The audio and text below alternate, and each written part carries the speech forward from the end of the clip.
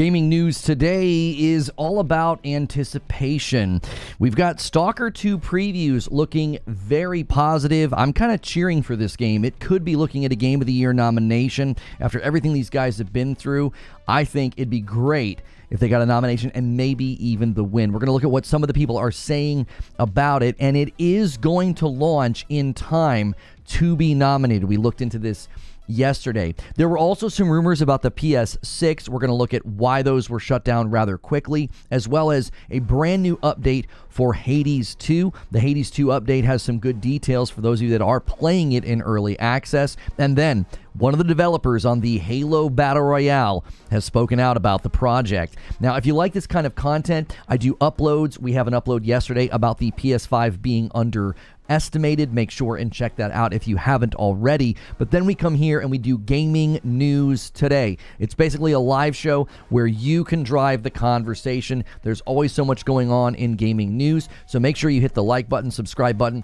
Consider clicking join so you can come to the extra behind the scenes content as well. So let's start with these Stalker 2 previews. This is a game that I've had my eyes on for a while because it's been sort of mysterious. The trailers were always very kind of creepy and spooky, but also very graphically strong. And the previews for this game are pouring on the praise. Now, listen, I know people are going to say this. Previews tend to be on the more positive side, but when you hear what everybody is saying, it sounds incredibly promising. We could be looking at another Game of the Year contender. I'm kind of cheering for this game to win Game of the Year. I know I've been saying that I think it's Astrobots basically hands down, but this game could kind of come out of nowhere, all right? Now, Shinobi on Twitter pulled together some choice quotes from IGN, from BGC, Eurogamer, and Windows Central. This is GameSpot's game footage right here. They published this one day ago. Here are some quotes. Left the impression that the team has created something special. Came away feeling like I had played a clear Game of the Year contender. Very much a hostile, dangerous open world like its predecessor. You are free to go pretty much anywhere.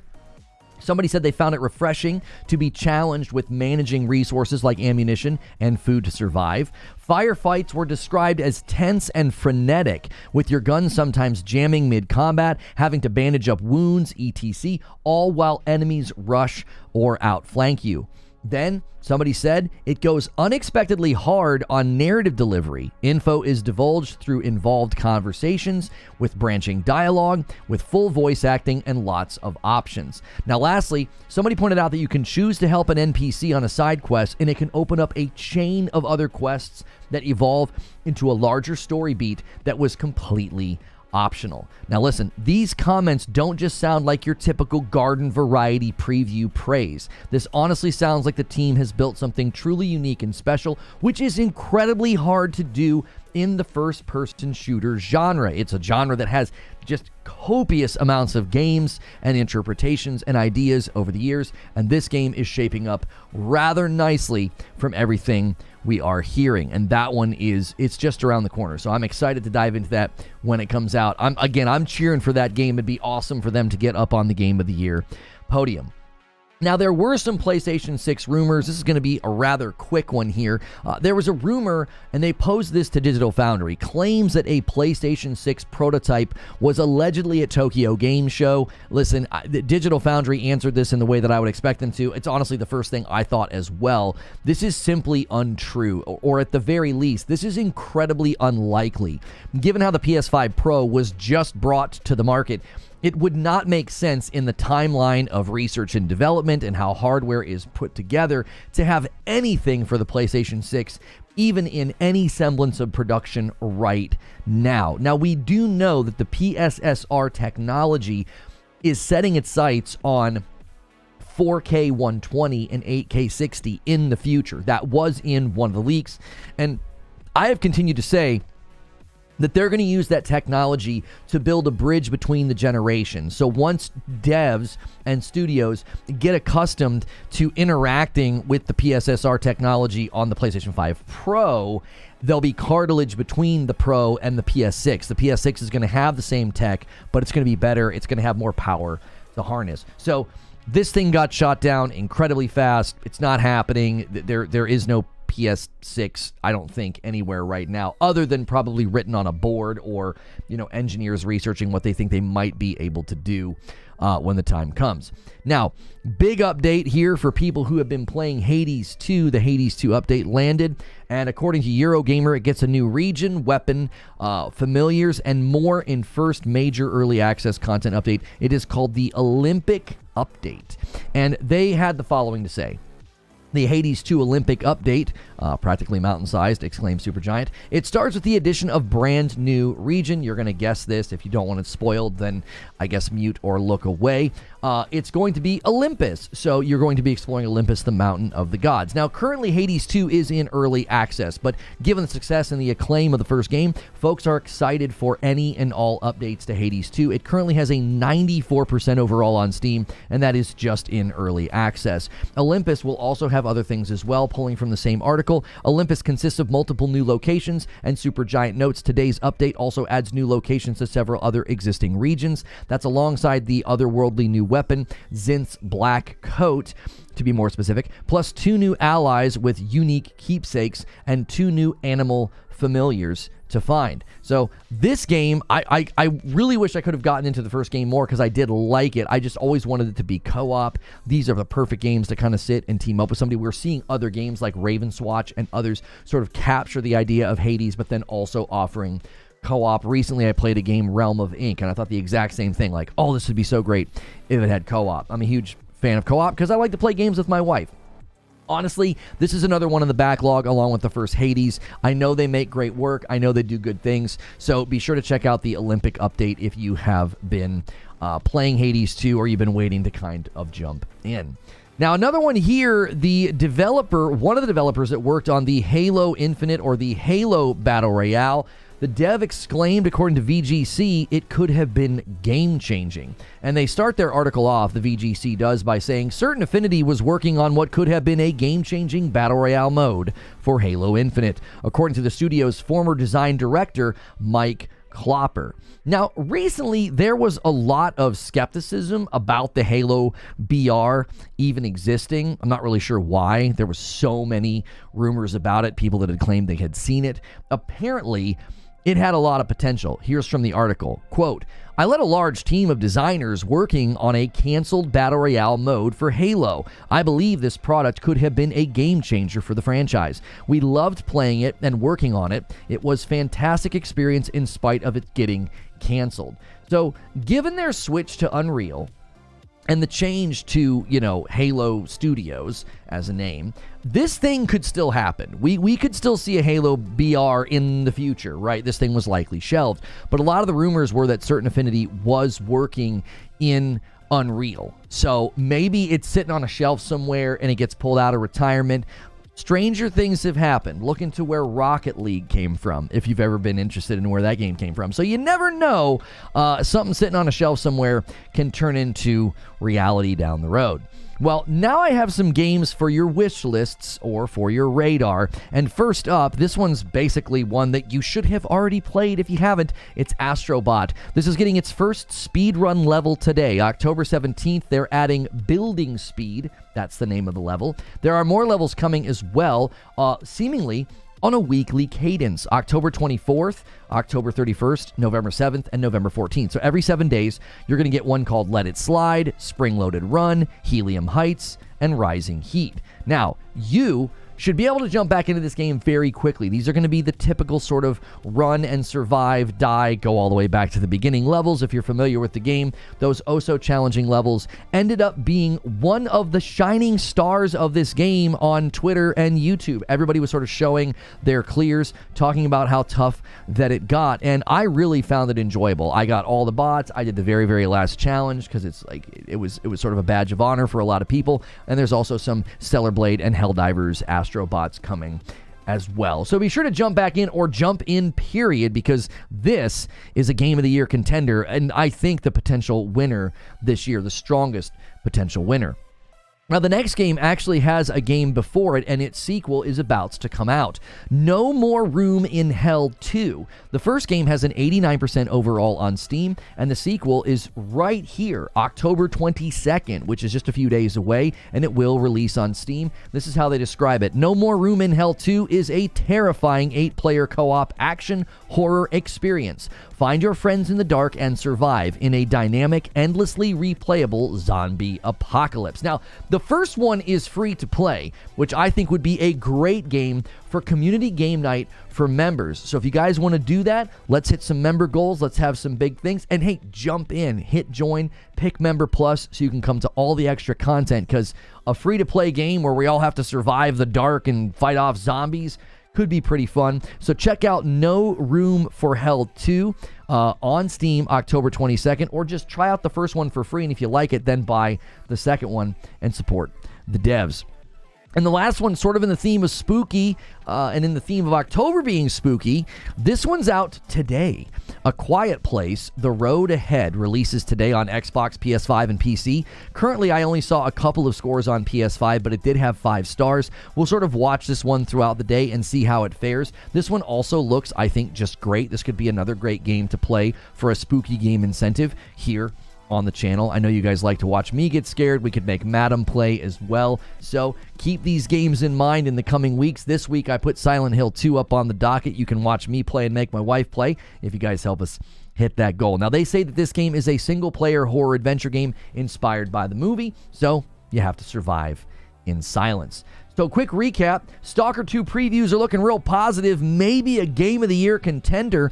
There were rumors about a PS6 that got shot down pretty quickly. Hades 2 had an Olympian-sized update, and one of the devs who worked on the Halo Battle Royale has spoken about the project, and I put some games on your wish lists as well as your radar. So that's the news. And now it's time for the discussion. Good morning, good afternoon, and good evening, everybody. Welcome on in, and don't forget there is the Xbox preview event today, the partner preview. We will be co-streaming that in about 2 hours. We'll go over there around 12:30. It goes live at 1 p.m. Eastern. So we appreciate the support.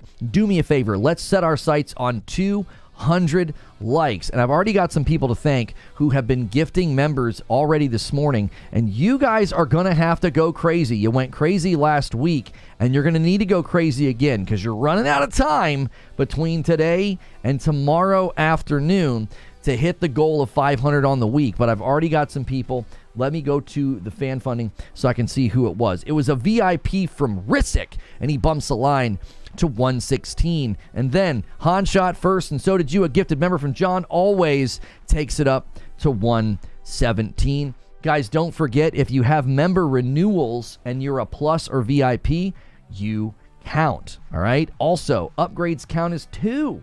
They count as 2. And if 5 people upgrade, I will gift 20 members if 5 people upgrade. So keep upgrading and let me know when you do.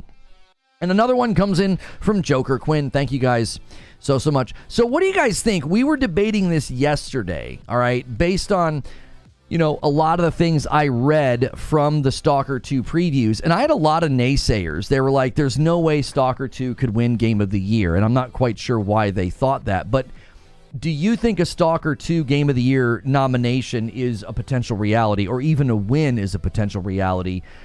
I think people just generally think those types of games aren't strong enough, aren't good enough, and I'm like, dude, like, that game could totally take it. It's a beloved. People love it. They love the first one. They love the devs. Not to mention, it actually looks really good. It looks like they innovated really well.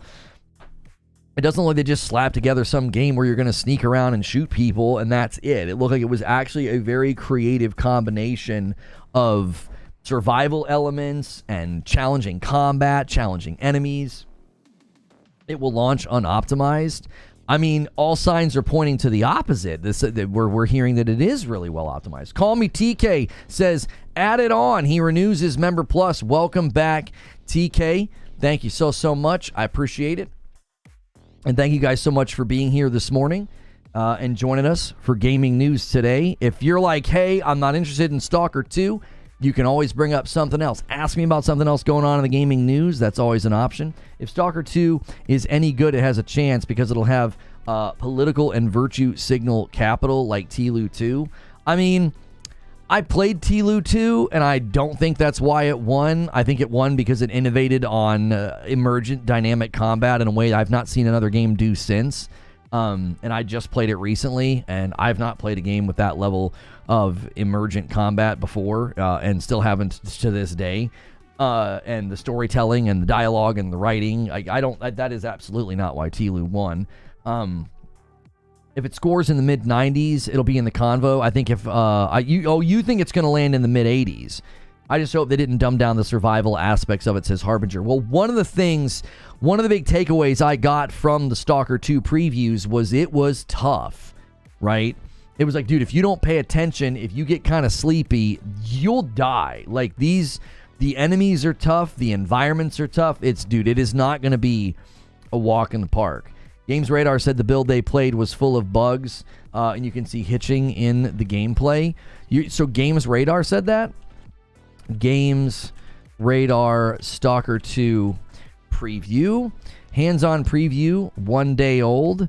After playing 3 hours of Stalker 2 and dying in every way imaginable, I can't wait to recommend this post-apocalyptic shooter to almost every Fallout fan I know. Okay. So you're saying that they had, how did you describe it? It was full of bugs, okay? Wait, no, remove. I'm not trying to bookmark this. I'm looking for the word bugs. Okay, no bugs. What was the other word that you said? Hitching? They didn't even use the word hitching. So I'm going to have to scroll this and find what you're talking about. Worries were stupid, like everything in the zone. It's deeply unforgiving. No tourists. If you're worried about jumping in and having played the original trilogy, be at ease. Okay, so you don't need to play the original. First job I take is to do this thing with the bartender. Shooting at the range. Unfortunately, fighting mutants isn't as fun, as cool as their designs are. Okay. Likewise, anomalies are as tricky as they've always been. It's grim, but also okay. Campfire tales. Right. When I find my man. Okay. This is just a ton of praise. I'm not from their video. Okay, how old is their video? Because there were people that played this at an event and had issues, right? There were people that played this one. They played it at an event and they did have issues. Is that the one you're referencing? How old is the video?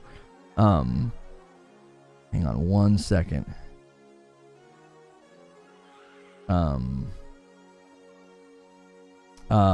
Could have been a team who footed due to not enough players. Stonespire with the VIP. I like this new format. Can't wait for Unknown 9 tomorrow. Love this community. Keep up the great work. Thank you so much, Stonespire. Guys, double check to see if you've got renewals. We are now a 5 bomb away from the next milestone where I have to gift 5. Thank you so much, Stonespire. Sets it up with his renewal like he always does. Thank you so much. So it's not in the preview that they just published. Like, they didn't mention any performance problems in Games Radar's written preview. There's not a single paragraph that I found, unless it's like a one-off comment. I quickly skimmed it.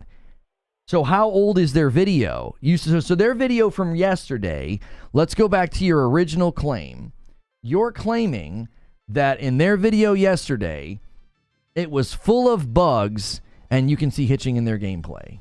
Okay. Nobody else seems to be saying that. So I'm going to take that. I'm going to take that with a grain of salt. And Siege Master does it with the 5 bomb and gets us to 125. We are going to need a lot of 5 bombs if you want to make me and my wife play Silent Hill 2 tomorrow afternoon and tomorrow night.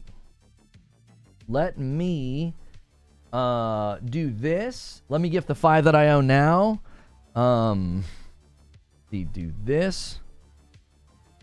We didn't get practice this week. I'll take a nice first game.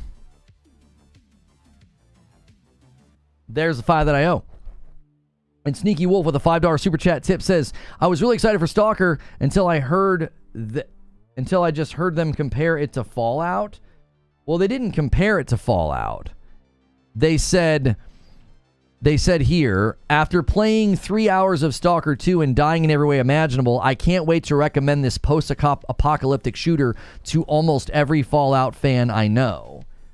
Basically, like, if you love the idea of going into like a post-apocalyptic, you know, radiation-baked, you know, kind of a game, then you'll like this. I don't think they once said that there would be that it's like Fallout. That's a very offhanded. It's literally just a headline on an article to probably try to get people to click. No, they didn't let us practice. We're playing a team that went 0-7, so we're not quite sure how they won round 1. They might have gone against a team that didn't have enough players or had to forfeit, like my daughter's team's having to, so I don't know. Yo, what's good, Captain Steve? Max Muster just came out on PSVR and Meta. It's like Astrobot, if you liked Astrobot. Yeah, I remember seeing trailers for that, Captain Steve. I appreciate you reminding me about that. Is that one you can just sit and play, though? I don't have to, like, get up and move around to play Max Mustard. Isn't that one where you sit and play? I don't think that one is like a normal move-around VR. Maybe I'm thinking of a different game. Not a Fallout fan at all? You actually hate that game? I wouldn't be concerned with Stalker 2 being similar to Fallout. I think they're just doing that again to get clicks. I think they're saying, hey man, I'm gonna recommend this to all my Fallout fans, all my friends that love Fallout. This is a great game. It's a great post-apocalyptic shooter. You know. What do you think of Silent Hill selling 1 million in less than a week? I would say that's pretty good, is it not, for a remake? I would say that's pretty strong. I wouldn't expect remakes to typically go all that hard. I mean, you're usually going to have lots of people that avoid your remake simply because they're like, yeah, I've already played it, I have no interest. I mean, that's always going to be the challenge. You also just have stigmas about remakes, right? Quit giving us remakes and remasters. We want new games, you know, things of that nature. Space Marine 2 has already sold 4.5 million copies. Wow, that's amazing. But I'm telling you, man, there were a lot of people that were saying, you know, that the gaming industry was in a bad spot and, you know, everything's lame and nothing's good and the industry's in trouble. And it's like, I don't know, dude. Games are coming out and getting great scores, great commercial success. I don't know. I don't. I think we're eating real good as gamers. This year ended up being pretty stuffed, and that's with PlayStation first party taking a total backseat, and that's with Xbox first party also being pretty slow and taking a backseat, because Stalker 2 is a timed exclusive. It's not even first party, so you got, you know, Hellblade 2, and we're waiting on Indiana Jones. So like with two of the major players kind of not letting their first party studios do much. Maybe not saying not letting them, but like just not having that strong first party presence. We've had a pretty stuffed year. Apparently the sweet CEO of Sweet Baby made the story for Unknown 9. That's not her job.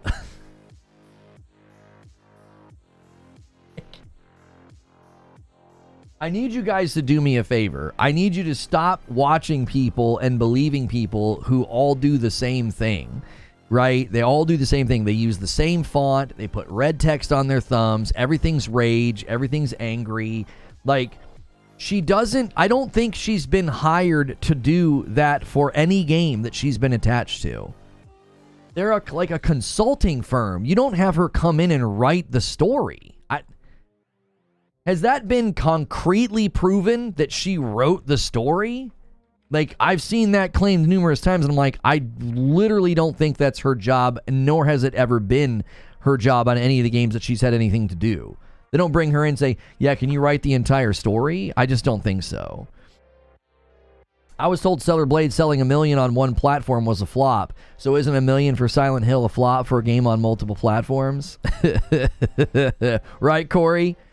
Towers of Agasbalono, the one I hope turns out to be like a low-hyped gem. If it's good, as the trailer is, comes out in November, get it on your radar wish list. Let me do that right now. I feel like I already have, but let me make sure. Because that's definitely, I like to do that wish list, put it on your wish list and radar. I like doing that at the end of every show open now. Yeah, it just says November of 2024. It's not on my wish list, so I'm going to add it right now. So it looks like it's going to do early access in November. So yeah, it's an early access adventure open world survival crafting game. So looks pretty cool, and I threw that one on the wish list. Games not being released in one's favorite genre or franchise equals the industry is suffering. Atari-like crash incoming. Right, yeah. Like the live service games are killing the industry, and then one of the most commercially successful games this year was a live service game called Helldivers 2. But sure, Jan, yeah, live service games are killing the industry. Okay, Fuzzy's got the clip. I think I found what he's talking about. Okay, so we've got Games Radar, their Stalker 2 preview. All right. What am I looking at? What am I looking at, Fuzzy? Is this going to be the stuttering, or are they going to speak specifically to the bugs in this section? I can pull it up here. Let's pull it up here. All right, hang on.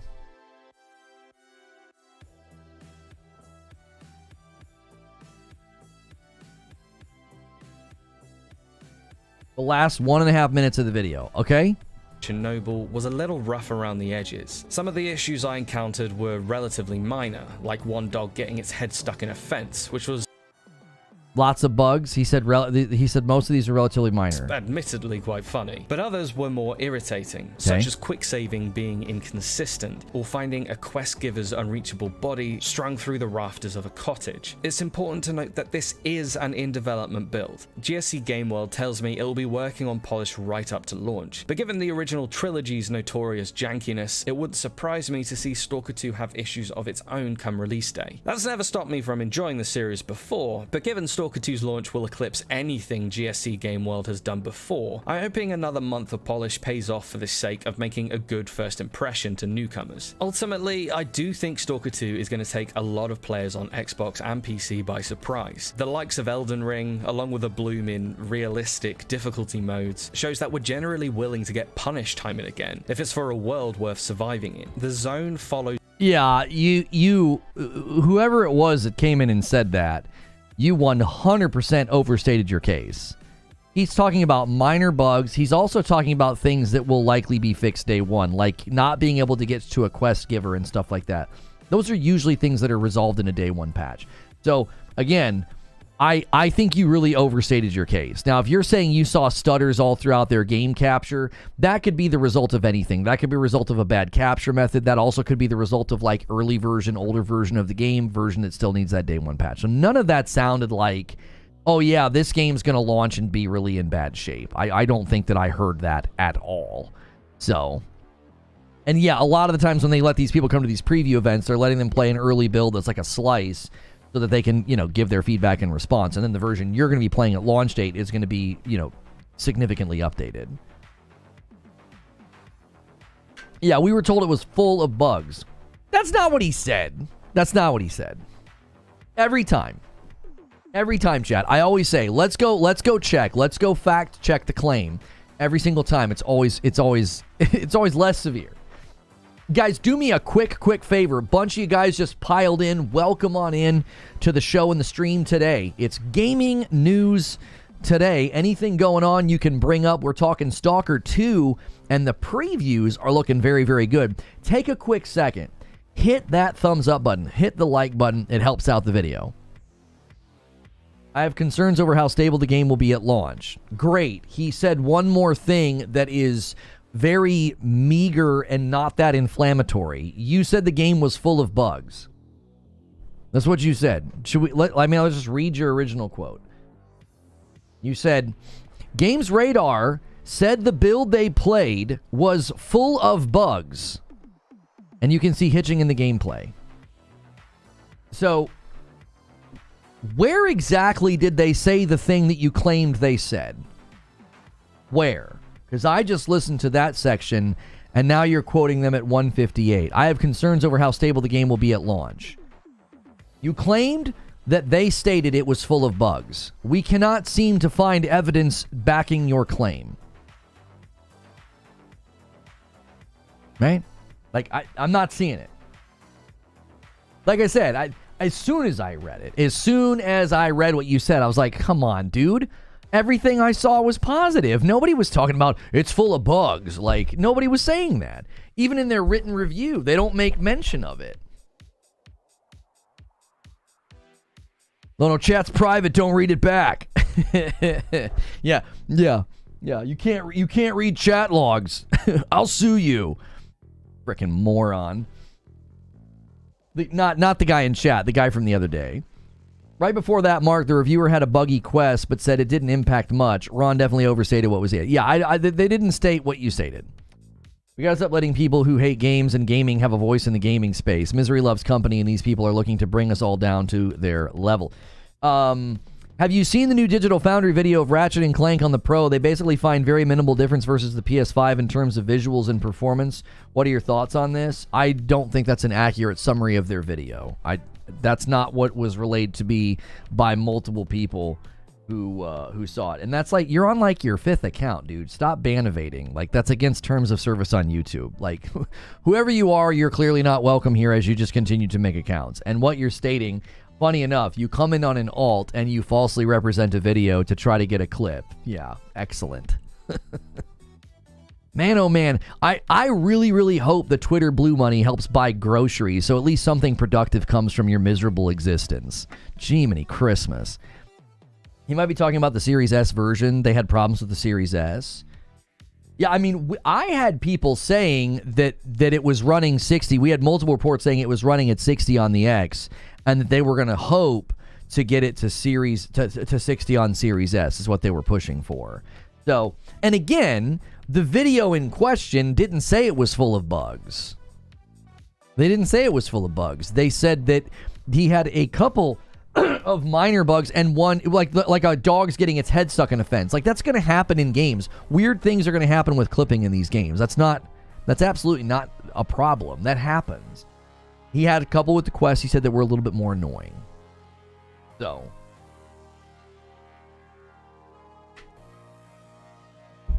Digital Foundry said performance mode was almost as good as the PS5 fidelity mode. Yeah, but that's not any different. Yeah, comes in on an alt and lies, hoping to get a clip. Just pathetic. So pathetic. Insomniac's just way too talented. The Spider-Man 2 Pro version almost as close minute, almost is as a close minute to the regular PS5. Wait, huh? What are you saying, Toxmon? I'm not sure what you're saying. Alex from Digital Foundry is kind of smacking folks down about that video was supposed to be about. He said, reading a number of comments under this video, you get the impression that people actually like over-sharpened images a lot. The PS5 Pro is not over-sharpened, which is great. I guess that explains why TV demo modes are always over-sharpened and black crushed. Right, because it pops more. It's more, the sharper contrast to the untrained eye looks better. It looks more defined. Like, it looks more HD. Do you know what I'm saying? So, yeah. Guys, take a quick second, man. Almost 600 people here. Thank you so much for being here. Hit that like button. Make sure you hit subscribe so you can talk in my chat. And that way you can join the conversation about gaming news today. We've been talking about Stalker 2 and how I was asking the question. I was like, based on the previews, this could be a Game of the Year contender. I was told that, there were tons of bugs in the game, and we went to the video in question. That was not stated. There were a few bugs, but obviously they were playing an older version of the game, and most of the times, quest-breaking bugs are typically the ones that get fixed day one. Even Alex from Digital Foundry is warming up to the Pro. I think a lot of people, that's why my video yesterday said it was underestimated. I think a lot of people underestimated it. And now that the proof is in the pudding, they can't deny the tastiness. They're like, this is pretty good. Like, got a new headset and no more weird hurting ears from the Pulse Elite headset. Sound is great. Nice. I've heard good things about SteelSeries Raven. Talk says, the Spider-Man 2 Pro version is a close minute to the regular PS5 version because of PSSR. Well, the first sentence doesn't make any sense. You're using some sort of slang that I don't understand. The Spider-Man 2 Pro version is a close minute to the regular PS5 version. What are you saying? That sentence is nonsensical to me. Can someone interpret? Like, I don't know what you're saying. a close minute? And why? And I don't understand. The Spider-Man 2 Pro version is close to the regular PS5 version. What do you mean? Console warring's a hell of a drug. It is. Insomniac or Black Magic Wizards, Ratchet and Clank can only be minimally improved because they cooked on the base PS5. But that's not what... Okay, this is Ollie from Digital Foundry on Twitter. He says the following. Rift Apart looks quite handsome on the PS5 Pro with the performance mode that combines ray tracing reflections with improved image quality. It's a substantially better rendition of a superb looking game. See, this is what happens. Okay? There are people desperate and down bad, and they go to the Digital Foundry video and they're praying. They are praying for a smoking gun against something they are predisposed and have decided to not like. And they mishear and they misinterpret and they misunderstand because they're just going there mining for the tiniest nugget of affirmation of what they think. Oliver from Digital Foundry is saying it's substantially better. This is what people don't understand. This is what so many of you don't understand. Because you're watching or listening to grifters who take screenshots and say, there's no difference. Of course there's no difference. You're not looking at the game in motion. There was a guy that did that with The Last of Us. He's like, I don't see a difference. You're not gonna see a difference. You're not going to. It's about taking the fidelity and the ray tracing and bringing it to performance mode. I need you to understand what that means or you're not allowed in the conversation, okay? You have to be this tall to ride this ride. You've got to be smart enough to know what the frick that means. We're going to take the fidelity and the ray tracing, and we're going to bring it over to the performance mode. It doesn't look any different. It's not going to look any different. It's bringing the lighting, the resolution, the fidelity, and they're bringing it over so that you can experience it at 60 frames per second. If you have the inability to understand what that means, get off the ride. You're not allowed to be a part of the conversation. The adults are talking.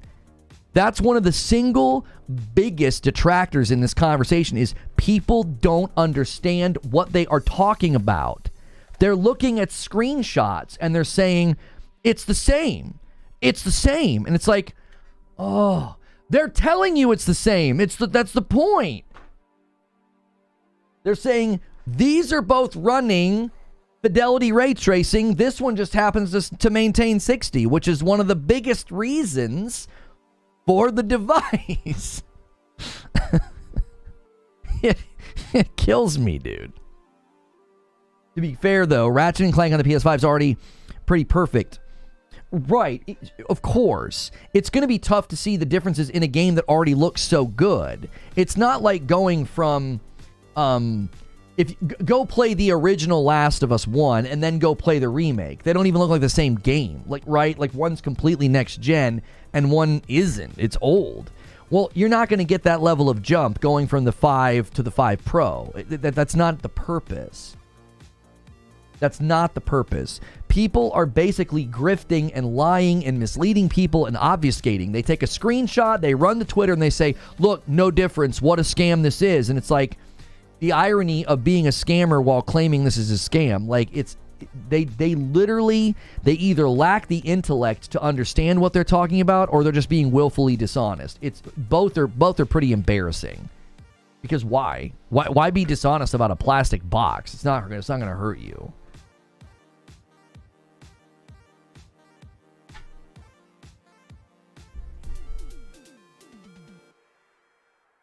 For some reason, they can't not want to play a game and also have the game be great. It must also be trash. They can't not be into it. It must be garbage.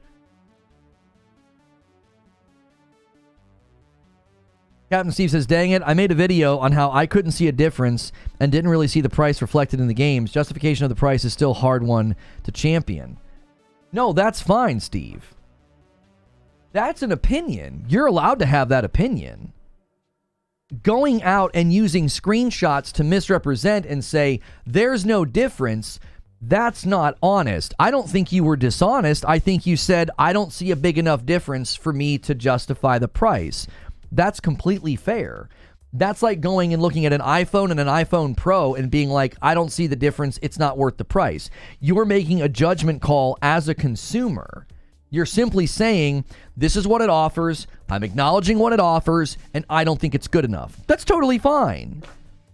But people are taking screenshots and saying, I don't see a difference. You won't see a difference in a screenshot. They're quite literally saying, fidelity mode, you always lose frames.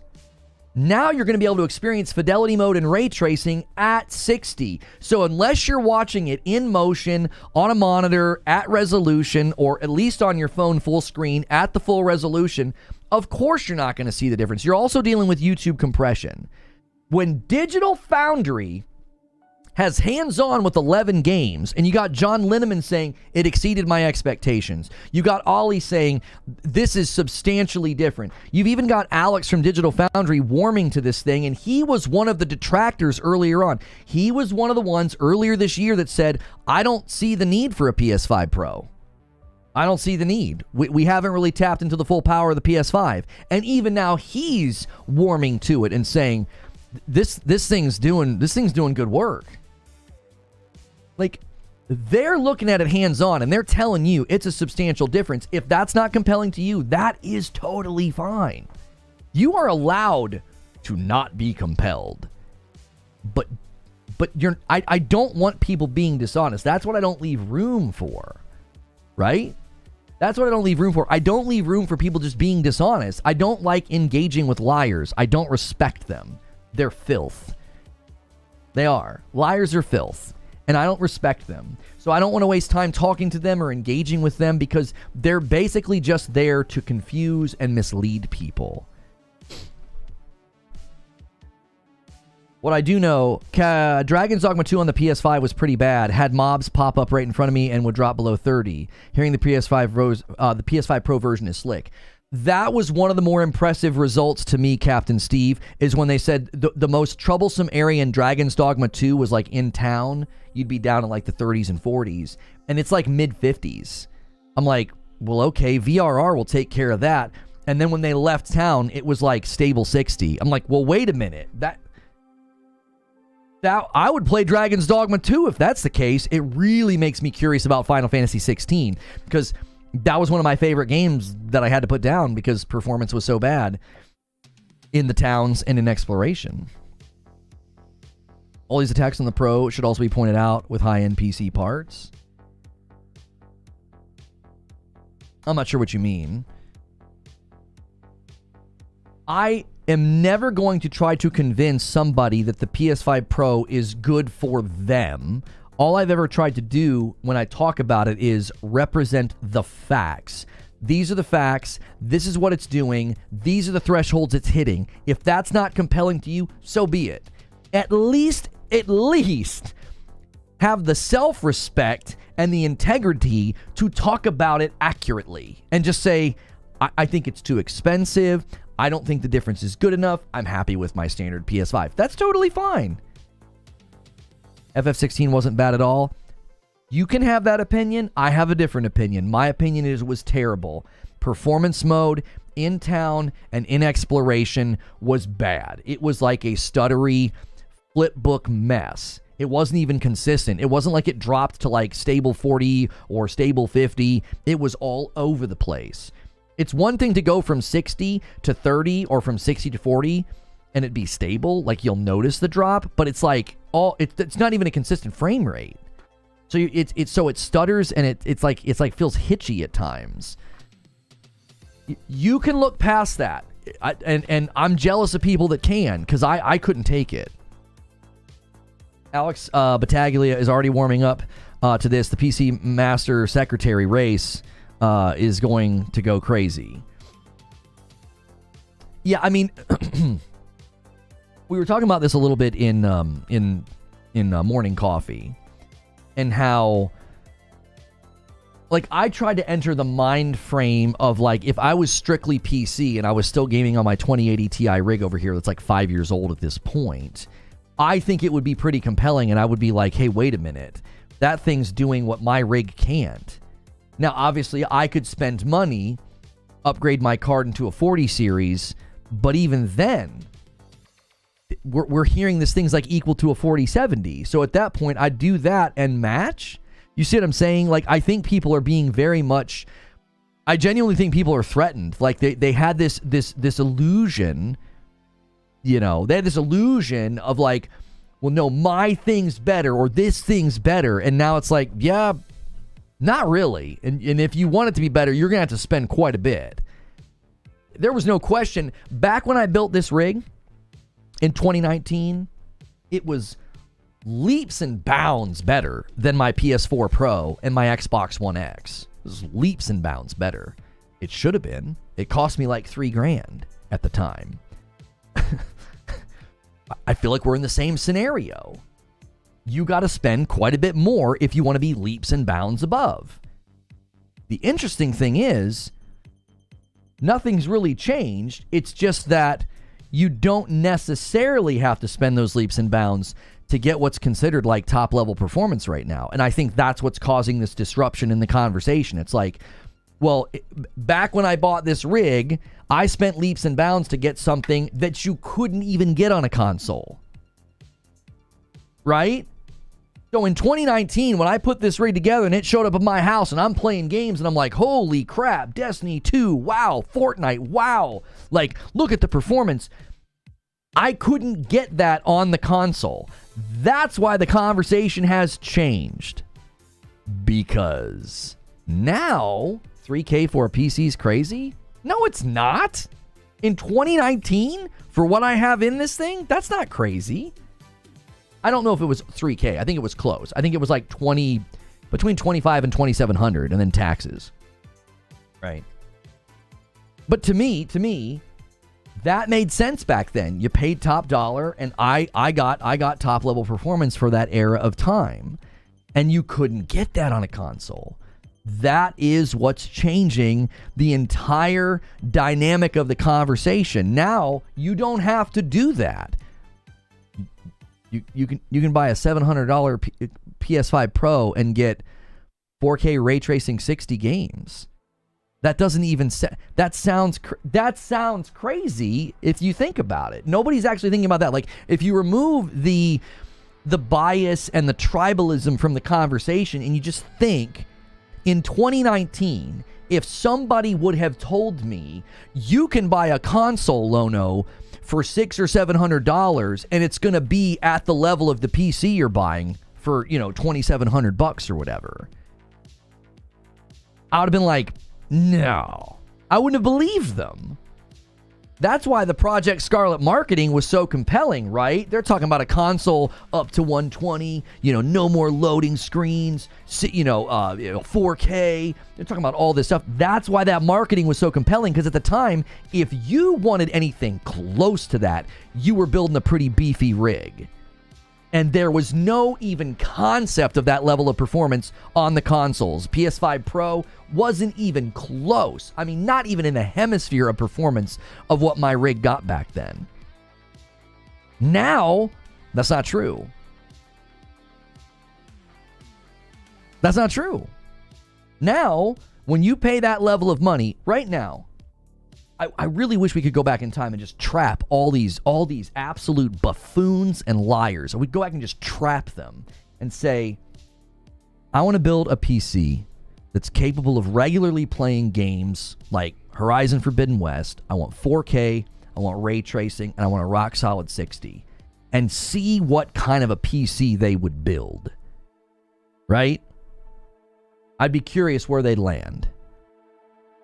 I got news for you. They wouldn't build a $700 PC. They wouldn't. If you went to them and said this, you went to these experts, in quotations, hey, I'm wanting to play Horizon and Ratchet and these games, God of War. I'm wanting to play these games at 4K.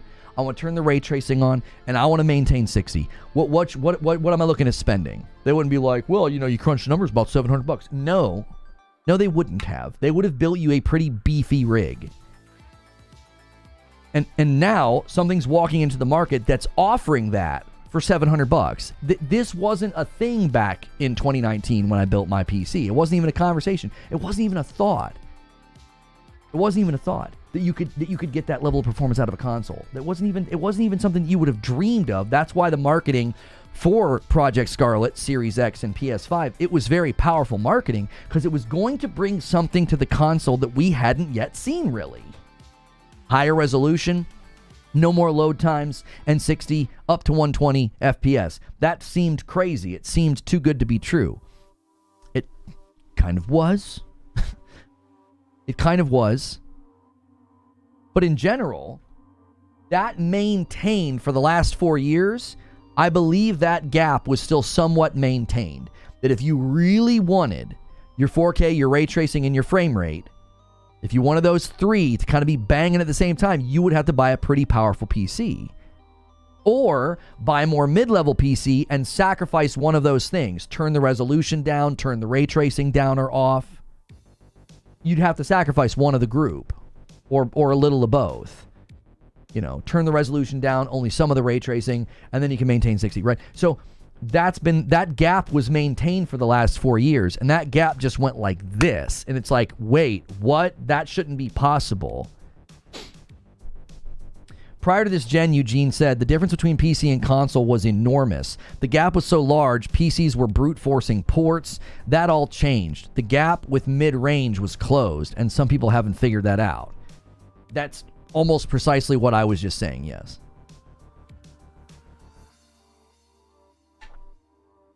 In defense of PC, when the 5090 drops, the top end is going to be as far ahead as it was before. The difference is that the Pro experience is so good that nobody needs 4K 240, almost nobody. That's another excellent point, Zubair. I said that a little bit ago, Zuby. I said it's still the same as it was back then. In 2019, if you bought a top-level rig, it would have created an enormous gap between console and PC. Right now, you could do the same thing. You could spend an enormous amount of money and buy the absolute top-level rig, and there would be an enormous gap on that top-level rig above the PS5 Pro. You could do that today. Shiny red flag with the Agents of Chaos. You guys are going to need to get the big boys to come to the rescue if you want Silent Hill 2 to happen tomorrow. I'll play it, and then Madam will play it tomorrow night. You can bring back Friday nights. Friday nights has moved to Friday afternoons. Well, we'll let you bring it back this week. A new update for Dragon's Dogma 2 is available on all platforms. Change the options in graphics within the options menu to prioritize graphics or prioritize performance. All right, hang on a second. What are we looking at here? So they're on the PS5. They're saying that if you prioritize performance, you should get 50 to 60. Series X should also get 50 to 60 if you choose to prioritize performance. It's going to render at 1728 up, and it's going to output 2160 on the res. The Series S is between graphics and performance. There's almost no difference. Prioritizing graphics is 30 to 35. Prioritizing performance is 35 to 40. That doesn't even seem worth it. I would just leave it on graphics mode if you're okay with 30 FPS. That difference is like, you're not even going to really notice that, I wouldn't think. Like a 5 frame per second bump. That's great timing. That's great timing from Dragon's Dogma 2 right before the Pro gets here, because the Pro is going to be able to probably then get 60 all the time if you're able to get that on the standard PS5. A $5 super chat tip from a man, Nuke504. I have a 4070 Super with an i7 with a PS5, and I ordered a Pro for the living room and my girl to enjoy. I chose Fidelity when I play. Yeah. Well, now you can choose Fidelity and keep those frames. Thank you for the super chat, by the way, Nuke. Dragon's Dogma 2 on my PC. Don't have to make the choice. Think on the PS5 Pro, you won't either. Yeah, it sounds like if they can get you from 55 to 60 range, was it 55 to 60 or 50 to 60 range? Hang on. Let me reopen the image. Oh, it's 50 to 60.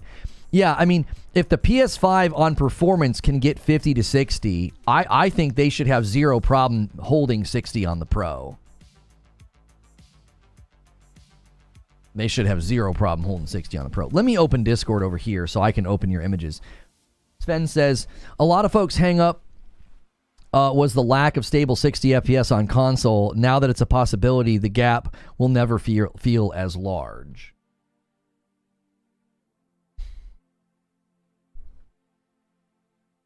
If every game is 60 and beautiful, that's good enough for so many people. Yeah. I agree with that. I think a lot of people, like you were saying, Zubair, the average person isn't going to say, no, I'm going to say it this way. The average person is not going to be compelled by some PC Master Race build that's like, well, if you spend $4,000, you can get 4K 240 frames, all the ray tracing you could ever want. And they'd be like, but I don't need all of that. That much money? Do you know how many games I could buy?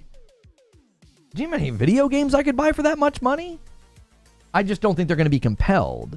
Like you're saying, the threshold that the Pro is going to be able to hit is going to feel high-end to most people, to the average consumer. They're going to be like, I'm getting 4K 60. Who cares? Like I've said for the longest time that I thought 1440-60 was the sweet spot. Just target 1440-60 and I'm happy. Now I can play 4K 60 and even have some ray tracing. I'm glad the PS5 Pro isn't sold out. Gamers are finally speaking with their wallets.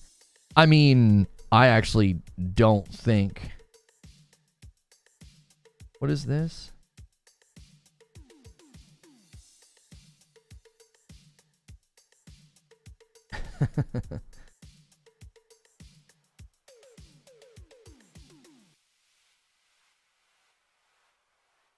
Sorry.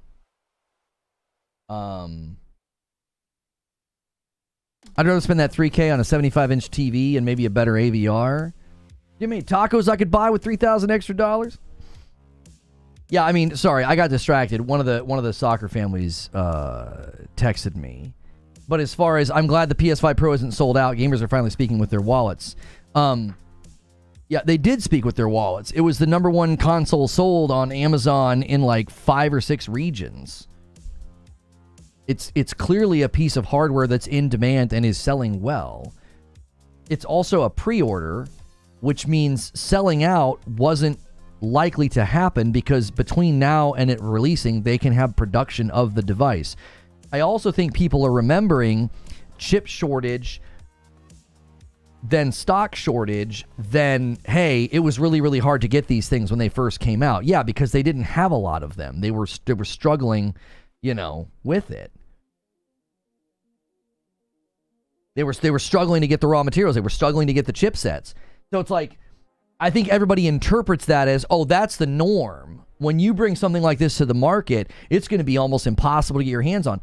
I'm saying that as somebody who thought the same thing. I genuinely thought we're going to have a hard time getting them. The Portal, the PlayStation Portal was really hard to get. Now that they made less of because they underestimated demand.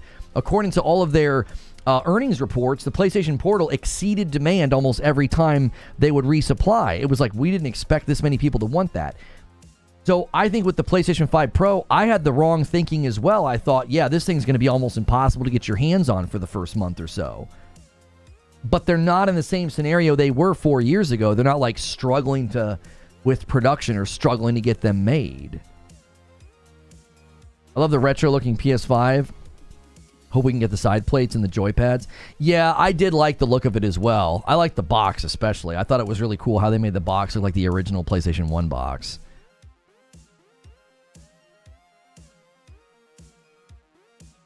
There's no reason for it to be sold out. There's no pandemic. There's no chip shortage. So why would they slow down production? Right, like, you think about it from this perspective. Do you honestly think with 60 million in circulation already, over 60 million PlayStation 5s in circulation already, and they're anticipating this, and analysts were anticipating this landing in the same place as the PS4 Pro, 10 to 15 million lifetime sales. Do you honestly think that they were going to have that many people knocking down the door to pre-order them, that they were going to be like, oh no, we can't make enough of them? Like, I think people, number one, I think people have no clue what they're talking about, because that's common these days. Number two, they're then going and listening to people who don't know what they're talking about. They're like, yeah, well, it's not selling out, so I guess people don't want it. You have no reason to think that. We've not seen the sales numbers. We've not seen the sales charts. We've not seen the earnings reports. You're just drawing a predetermined conclusion. You don't like the thing. You think you don't like the brand. You don't like PlayStation, right? So you're hoping and praying that it doesn't do well, because that'll give you some weird satisfaction. I think that's weird behavior, but that's the world we're in right now. So it's like all you're seeing is that it didn't sell out, and you're assuming that means that it's not being purchased. And here's what's going to happen. I can see the future, right? I can see the future. Anybody talking about this the way that I'm talking about it will be clipped and called a pony that's coping over the fact that it's not selling out, okay? That'll happen. Second thing that'll happen is when the sales numbers comes out, they'll say, well, it was probably all the scalpers. You know, it was just the scalpers. It was just the scalpers. They're the ones that bought it. Like, oh, okay. Who exactly did the scalpers sell to then? I had a guy in here yesterday claiming that. Oh, it's only selling well because of the scalpers.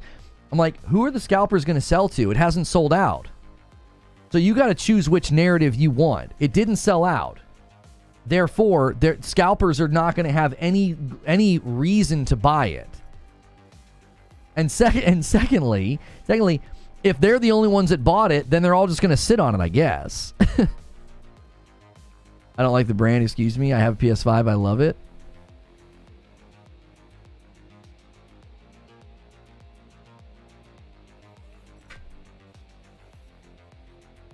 So, why are you happy then? Why are you happy that it's not selling out?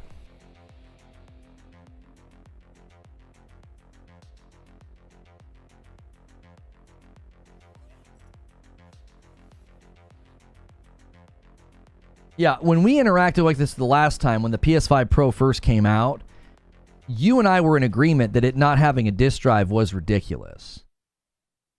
So I may have been presumptive. You may just think this is stupid and you hope nobody buys it.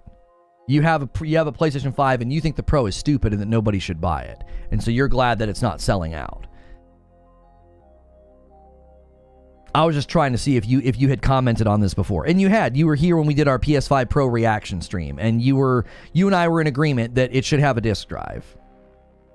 To be fair, if the scalpers were buying it at release, they couldn't have known if it would sell out or not. But scalpers would likely have been monitoring it throughout the day and realized that it wasn't selling out. Like, at some level, I hope there's a bunch of scalpers who bought it and they get stuck with them and they lose money, because I think scalpers are scum. And secondly, I think they also aren't necessarily the dumbest people. I think they know, listen, this thing's not selling out. By the middle of the day, the scalpers would have backed off and been like, no, we're not going to be able to sell these things. By the end of the first day, the amount of scalpers in the mix versus genuine consumers had to have tapered off, because they would have figured it out. They would have been like, dude, no, this thing's not selling out. Do not buy. Why would you buy? If you buy, you're going to be stuck with it. I'm allowed to be critical of a new product. I'm a consumer, and the missing disk drive is worrisome for a few reasons. No, you're allowed to be critical. You were celebrating it not selling out. And you have to realize that when you do that, everybody celebrating it not selling out, they're kind of on the hater side of the fence, homie. Like, I don't know if I've seen any PlayStation fans saying, yeah, I'm really glad it's not selling out. The gamers are speaking with their wallets. Like, that doesn't necessarily sound like the position of a PlayStation fan. That sounds like somebody who doesn't like PlayStation, like you don't want it to do well.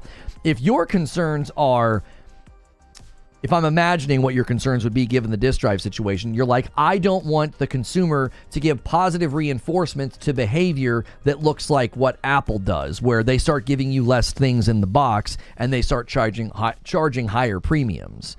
If that's your position, I think that's a perfectly fine position. I think that's a respectable position. That's not driven by brand loyalty. That's driven by good analysis. You're like, yeah, I don't think this is good for us. We're going to get less stuff. I hope people don't positively reinforce this behavior. Oh, well, then that's a perfectly respectable position. However, I don't think we have a lot of traction to stand on, because when tech companies get to this level of dominance, this is just what they do, and we don't really have the ability to stop it. I respect the attempt, but I don't necessarily think it's going to be that effective.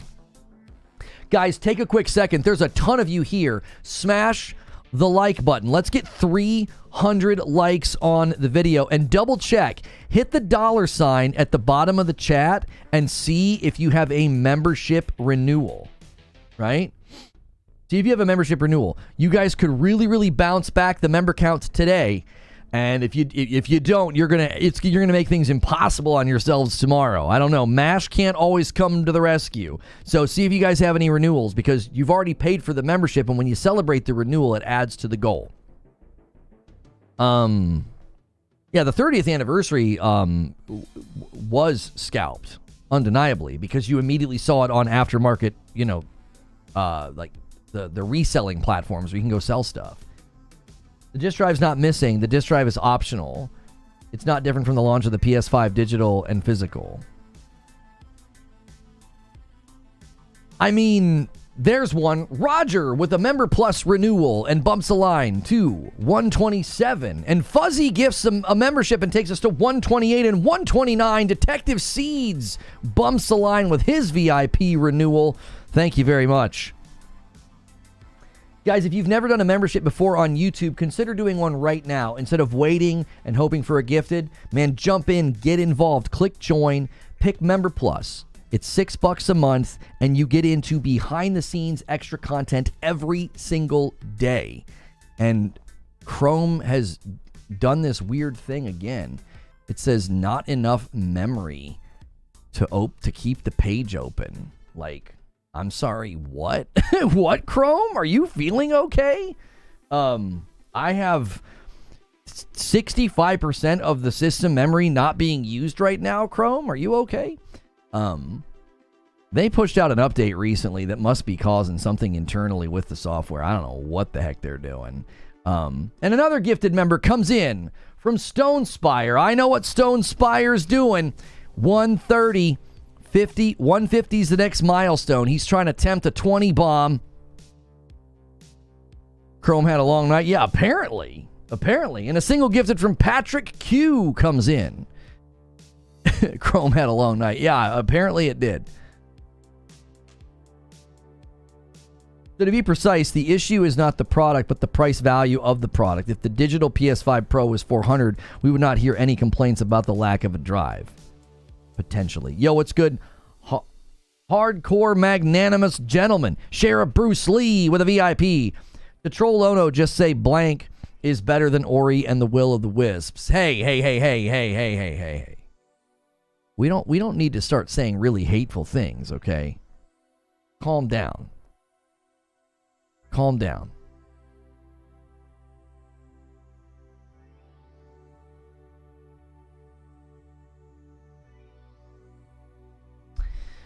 People are broke these days.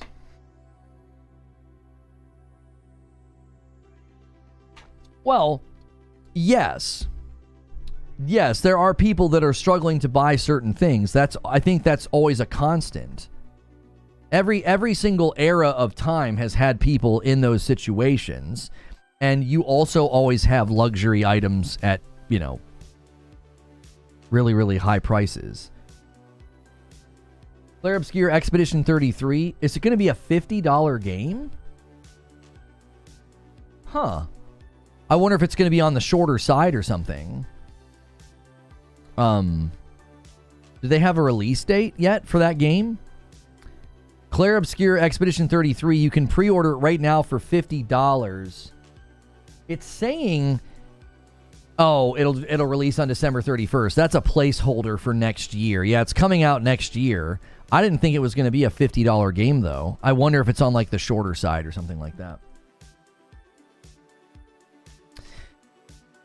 If they are broke, then a luxury like gaming should be the least of their concerns. Yeah. Yeah, I don't think that's the primary concern of somebody who's, like, fallen on hard times. Are you streaming Assassin's Creed Mirage on Steam? It launches in, like, 2 to 1 hour. No, I don't have any interest. I think I played Assassin's Creed Mirage on this channel when it came out. But I have no interest in going back and playing it again on Steam. That wouldn't make much sense. Let's see. Yeah, AC Mirage gameplay I streamed here October the 5th of 2023. So, yeah. I'll do that with PlayStation 5 ports to see if the ports are any good. Like I did that with I think I did that with God of War and Horizon, but I don't think there's a reason to do that with Assassin's Creed because it's been on PC for a while, and bringing it to Steam isn't really a reason to boot up and play it in a stream. Does that make sense? Why are people acting like they're owed gaming at reasonable prices? Right. I think it's perfectly fine to approach gaming and say, this is what the company's offering. I don't think it's worth it. But when people say, come on, man, you have to admit that price is ridiculous. No, I don't. No, I don't. Price being ridiculous is your opinion. That's not an objective reality. There are people that would look at the cost of peripherals for PC and think the same thing. They can't be correct. They can only be correct with respect to their own perspective. They might look at a GPU and say, that's ridiculous. I can't believe NVIDIA's charging that much. And you'd be like, well, here's why it's worth it. Well, you're different people with different judgments of what's valuable and what's not. So it's completely reasonable to say, this is what they're offering. I'm not interested. I think that's totally fine. I think that's honestly what you should do as a consumer. You should make an assessment. You should make a judgment of an item or a product or some kind of a marketing, commercial, promotion, whatever, and then decide whether or not you think you should get it. It's the dishonesty and the weird tribal behavior that I find just to be bizarre. You know what I mean? Like I made a video yesterday saying that the PS5 Pro is underestimated. I think people underestimated it. That's just my opinion. I'm not attacking anyone. I'm just stating what I think. And I got attacked and ridiculed and name called in the comments by people. Because when they go too far and they're really nasty, it has to be approved. So I go in and I see these comments. And it's like, I think that kind of behavior is strange. It doesn't make any sense. It doesn't. If I saw a video and somebody said, I think the Series X is underrated, and I'd be like, or the Series S is underrated, and I'd be like, yeah, I strongly disagree with that. But I wouldn't be like, you are a blankety blank, blankety blank, blankety blank. Like, that doesn't, I don't know. I feel like when you leave behind the mentality of a 13-year-old insecure child, that's just not my instinctive response. I just think people need to grow up. It's like, you can have an opinion about a piece of technology, and that just that's the end of it. It's like, yeah, cool. You think it's awesome? I think it's stupid. That's the end of the matter. A $5 super chat tip from Hardcore Magnanimous Gentleman says, BioWare claimed Dragon Age Veilguard Action RPG will leverage the PlayStation 5 Pro's new AI-driven upscaling tech to deliver higher-end performance. I included that in my video yesterday. Yes, you are correct. That was in my section about the developers. I said that the games are proving it, the developers are proving it, and the power's proving it. Like, it's been clearly, I think, proven by people that actually know what they're talking about and actually make video games, that this thing is the real deal. It's not just some stupid gimmick, and it's not some joke, and it's not like, yeah, it's barely going to do anything. It's like, not according to the developers. Like, I'm going to trust them over derangement syndrome people. Like, I'm going to trust actual people who build games that are like, yeah, this thing's awesome. And this showed up in my comments a couple of times too. People are like, well, of course the developers are going to be positive about it. They're generally positive about hardware. What? Where? What? Where have you seen this before? I don't remember a time where third-party devs were coming out and singing the praises. The only third-party developer I can think of that came out and sung the praises of the PlayStation 5, like the base model, was Yoshi P with FF16. I've not seen developers do this before, where they're like out ahead of time saying, yo, this thing's awesome.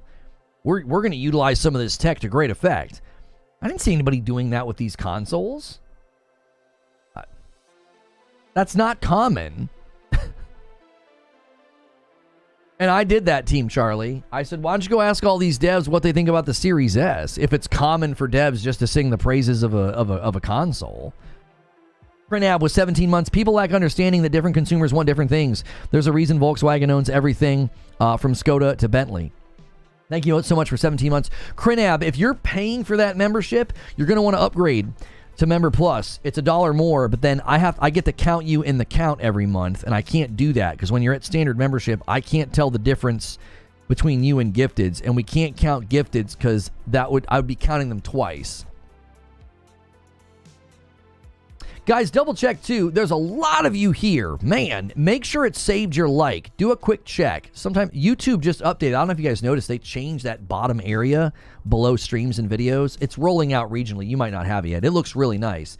And make sure, sometimes those UI updates can kind of make the like not save or not register your count. I had that happen the other day. I was watching a video. I hit like, and then I went back and looked after the video was almost over, and my like was gone. And I was like, excuse me?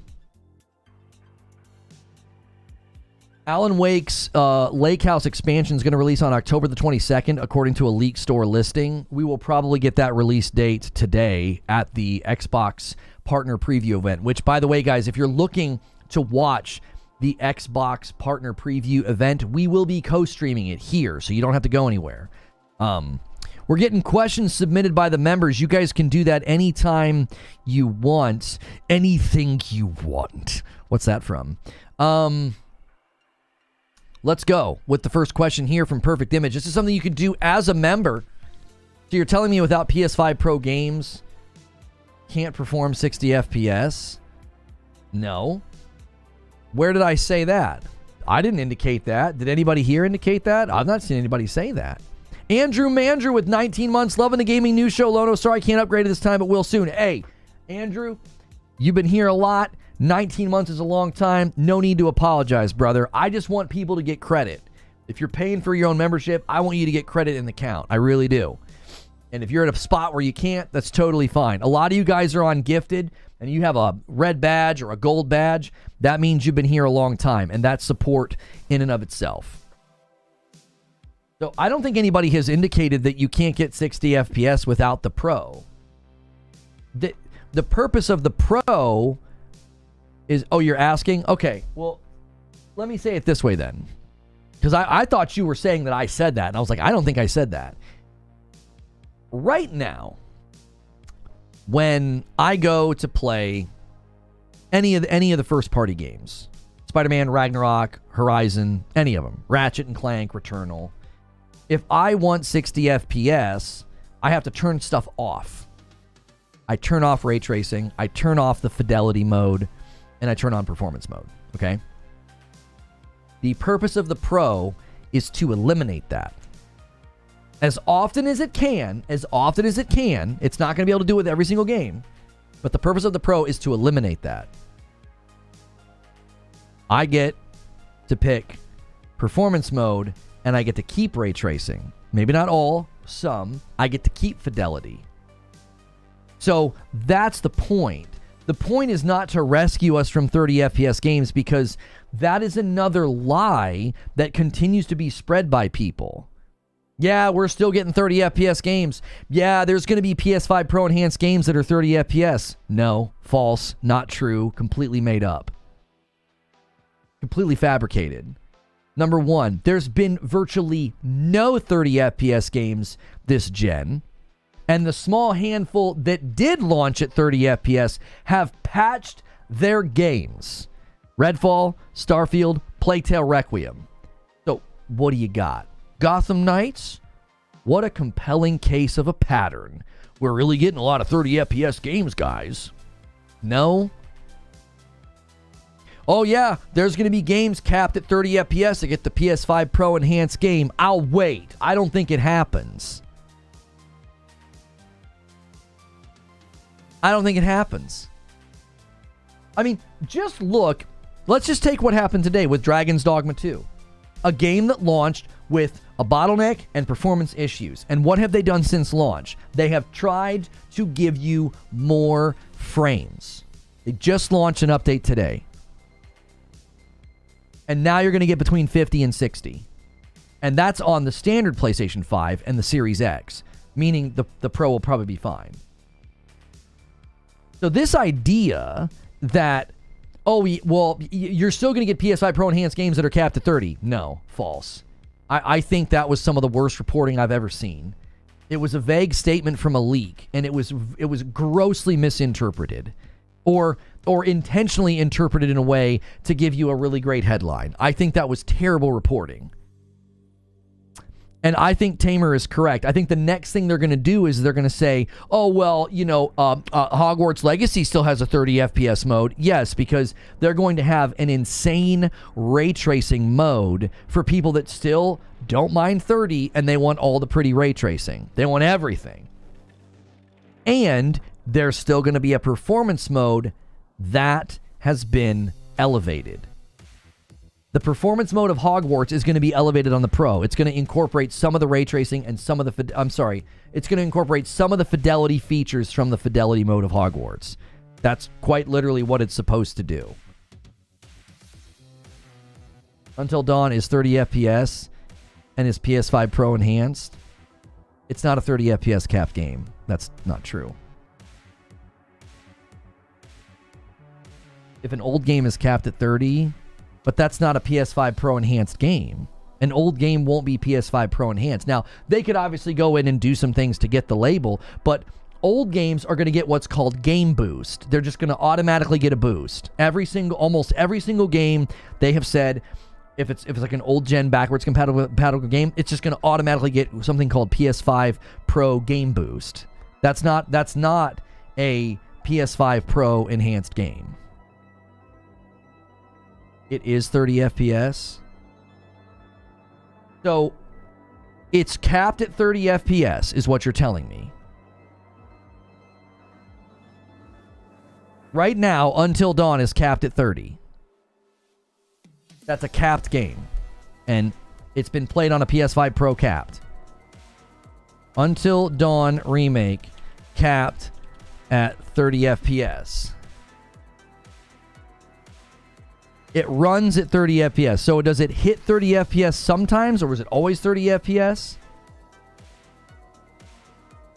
The Until Dawn remake is always at 30. The remake is 30. We don't know what the Pro version will be. And it's PS5 Pro enhanced? Have they said that? Have they announced that?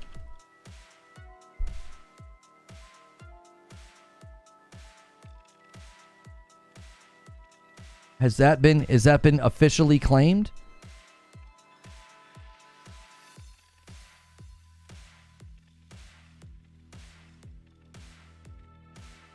I'm not seeing that. Oh no, it is. It's right here. PS5 Pro enhanced. It's listed below. They said Pro enhanced. If they let that game launch, PS5 Pro enhanced, capped at 30, that's freaking stupid. That'll be one of the dumbest things they've ever done. There is absolutely no reason for that game to be in the state that it's in, number one. Number two, to allow a remake of all games to land with that enhancement label and be capped at 30, that'll be an embarrassment. That'll be absolutely stupid. The original Until Dawn runs at 60. That's what I don't understand. That thing's an embarrassment. Pull it up. I'm looking at it right now. It's right here. Here's Until Dawn. I don't know how it has this level of score with the performance issues that we've heard about. And it says right here, PS5 Pro Enhanced. It's got the label. Sometimes it's up here, like in a box, and then sometimes it's down here. I'm not sure why the UI is different sometimes. Until Dawn doesn't have its its Pro Enhanced patch. It isn't slated to get the patch until November the 7th. They really messed up with the studio they gave it to. Yeah. I've said from the beginning, if they give that label to 30 FPS capped games, I think that is an enormous mistake. It completely goes against what Mark Cerny said in the video. It's like the whole point of this device is to let you combine fidelity and performance. And if you let a game like this get the label and it's still capped when it comes to the Pro, or when the Pro patch comes out, that'll be ridiculous. The film grain runs at 15. Good Lord. They switched from Decima to Unreal. Yeah, that was... there was a reason they did that, wasn't there? I think that was a mistake, obviously, but... Detective Seed says the PS5 Pro patch will be 60. I'm almost willing to bet money that it will. That would be absolutely dumb. It would be the dumbest thing to have, like... What is the number now? Like 67 games? 67 games and counting that have the label, and to have this piece of crap running capped at 30? That would be ridiculous. I don't know how it has such a good score. Everybody's talking about it like it has terrible performance. Maybe it's just all of us frame rate guys that hate it. Think Cyberpunk will be enhanced? Oh, I don't know. I don't know if they've said anything.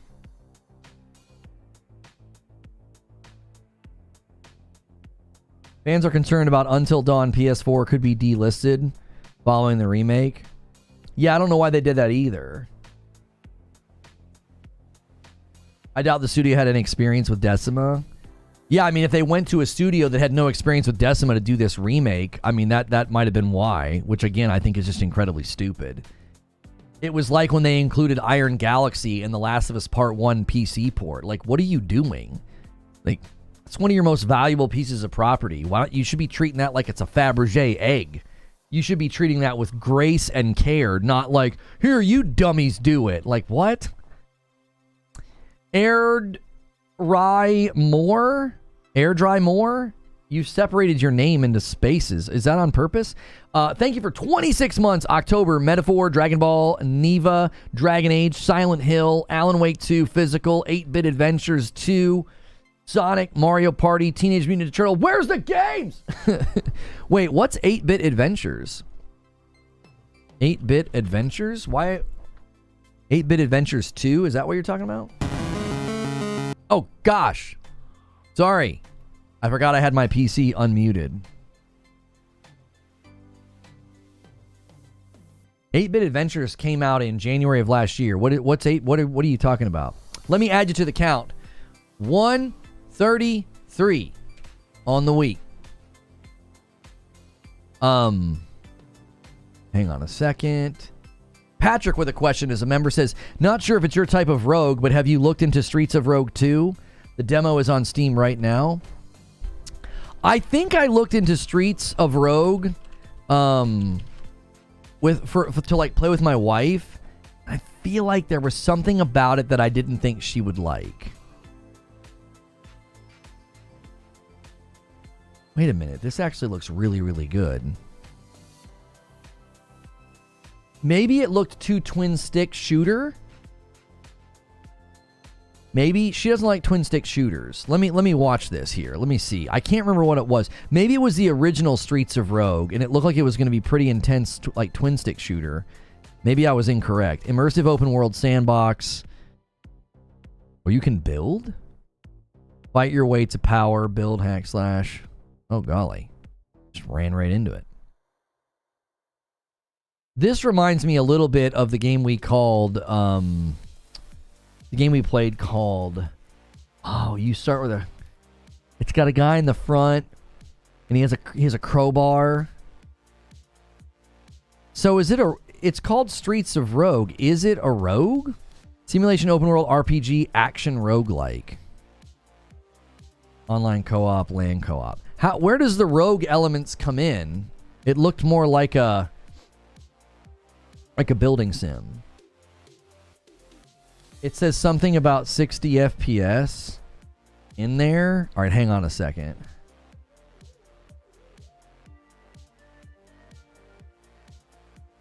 The new PS5 remake is totally fine, but its performance is pretty pathetic, especially when you consider the original runs at 60 frames per second with backwards compatibility. Is that what you're talking about? Yeah, the original runs at 60 FPS with the Until Dawn.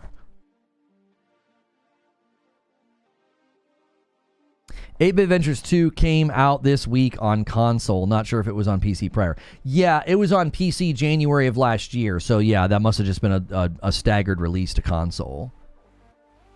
Yeah. My wife and I are trying Cat Quest 3. We're enjoying it. We're having a hard time finding a game that really scratches the rogue itch, because we really, really liked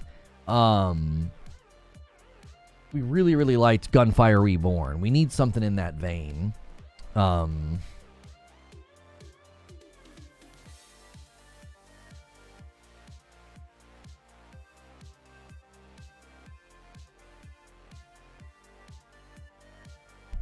They're upping the price on PS4 games and got a remake to stop people from getting the new game at a cheap extra $10.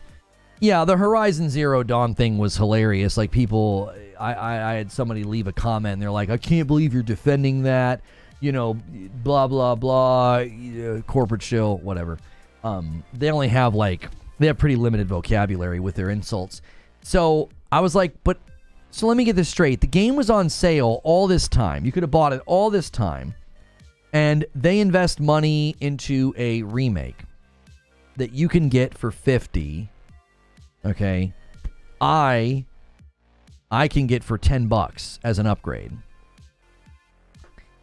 And right now, if you buy the original, it's $40, and then it'll be $10 for the upgrade, so it'll be $50. So you're not getting ripped off in any respect. You're paying the exact same as if you were to buy the remaster when it comes out in whenever it is, 13 days or whatever. I literally think we've gotten to the point where, I forget who I was watching talking about this recently, how they were sort of ranting about something that I've consistently talked about as well. And it's this sort of, it's the us versus them diatribes, where there's this presumed thing that the companies are bad for trying to make money, and we're the righteous warrior to yell about it anytime they try to make money. It's been on sale, been given away for free, is 7 years old. If you didn't buy it until now, tough crap. Yeah, that's kind of my attitude as well. Sorry, suck it up, Cupcake. Welcome to the real world. Things cost money. They decided to do a remaster. If it's stupid and dumb and you don't want it, then what are you crying about? If you see value in it and you think it's worth getting because you've never played the original, then it has a price tag. It's $50. Oh, but I was going to go buy it. It was on sale all this time for $10 or $20 or wherever it was. That's awfully scummy. That's awfully... No, it's not. They're bringing a product to market, and they want money for it. Suck it up, you baby. You entitled little baby. Yes, get over yourself. You're not special. Nobody cares about you, and nobody cares if you think something's too expensive or a ripoff. Shut up. It's the market. The market speaks with money, not crybaby diatribes on YouTube. Like, it's just so exhausting. Having to deal with grown adults that just talk like little whiny babies about everything. Well, it's scummy. I can't believe this company wants money for their product. Like, my favorite thing about it is that you'll continue to spend money anyway. Like, what are you going to do? Just not buy games? Just going to back out of the market entirely? I don't understand. I don't understand what these people do. What are you doing in gaming? What? What's your contribution? What is it? Saying everything's crap, everything's scummy, everything's money hungry, everything's bad? That's your contribution? Name calling people that are excited about something? That's what you bring to the table? Nobody wants to hear from you. The only people that want to hear from you are the miserable sycophants that follow you, not actual gamers. Like, you just have a little rabble of sycophants that are unhappy. And that's why they lap up that nonsense. There's no reason to play nice with these people anymore. They're parasites on the industry. They don't add. They don't contribute. They hurl hate at people that are excited about something, or they hurl hate at people that like a brand or like a game or like a product. And if a game company wants to bring something to the market and charge money for it, and it's not for them, it's garbage, it's trash, it's stupid, it's a cash grab, it's greed, and anybody who likes it, supports it, or defends it is a corporate shill. Like, wow, the depth of your intellect could fit into a thimble. It's just a dizzying display of nuance, intelligence, and oh my gosh, what a thoughtful take on the games industry. As we have game after game after game coming out this year, getting great review scores, selling really, really well. Why are these people so unhappy? I don't get it.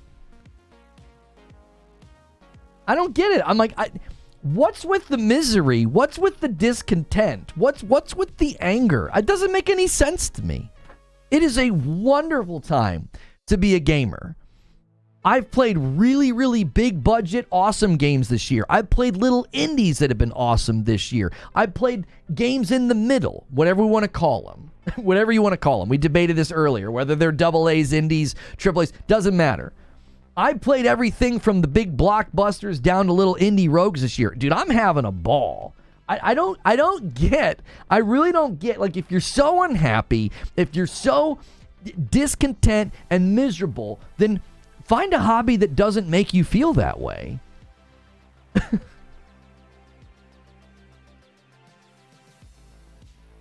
You know? Take up fly fishing or something. Get into like American Girl doll. I don't know, something. Do something that makes you happy. It's like in Tombstone where Doc Holliday's like, maybe poker just ain't your game, Ike. You know? It's like, maybe this isn't for you. You've either aged out or grumped out. I don't know what the problem is, but goodness gracious.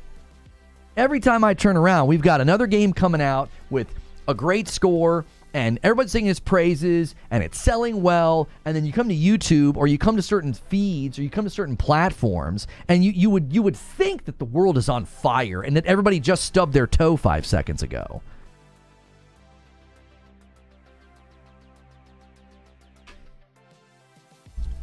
Hang on. Who's DMing me? What is this?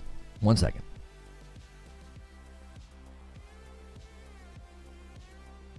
Yeah. We've already kind of tread that ground that the new Until Dawn's in UE5, which is potentially why it has performance issues, because UE5 is rough around the edges. You know what I mean?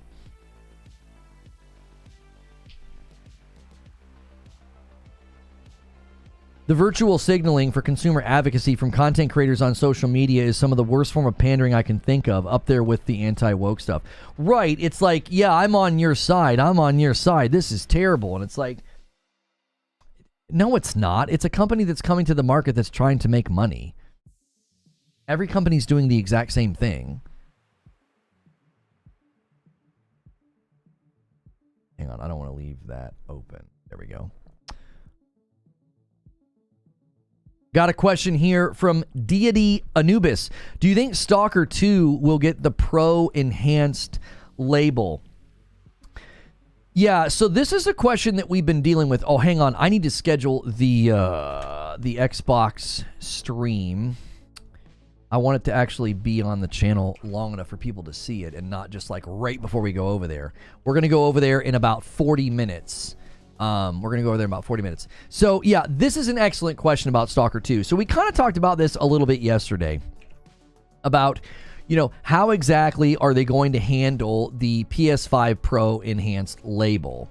And Stalker 2 is not a first-party Xbox studio. It is a timed exclusive. So I would imagine, yeah, they'll go for it. It seems to be a game that likes really good lighting. It seems to be a game that prides itself on looking snazzy, looking awesome. So I would not be surprised, like, at all if it is. I'm not gonna put us in a game. They strike me as a studio that's gonna shoot for it. And again, you have to remember, they are not a first party studio. Now, as far as Xbox first party studios, I think they're gonna do it. I just don't know when, and I don't know how. Like on a staggered release like Indiana Jones, it probably doesn't matter. It'll be on Xbox for months before it shows up on PlayStation. So if it shows up on PlayStation with the enhanced label, then I don't think that's going to be a problem. The question will be, I think your first test case, I think your very, very first real test case is Doom the Dark Ages. Because Doom the Dark Ages is landing on PlayStation day and date. And so that'll be the question. Hey, is it going to land with the PS5 Pro Enhanced label? Because of all the games that you think are going to go for it, I would think an id Software game is going to go for that label. You know? Yeah. I don't think Black Ops 6 is a good test case. I think it will likely get it. Where have you seen that, Nong? Are you just saying that? Or Black Ops 6 PlayStation Store? Has that been officially announced anywhere? It does not have the label in the store right now. It doesn't. Have they announced that officially anywhere? It wouldn't surprise me if Black Ops 6 gets it. But again, I don't think that's a good test case because it's Call of Duty. It's in like another category. To me, it's kind of like Diablo. I feel like Doom the Dark Ages is like your very first actual test because it's like a brand new... I don't know. Maybe I'm making up categories. Maybe Black Ops 6 is the first test case. The question is, will GTA 6 be PS5 Pro Enhanced? Oh, I think so. Yeah.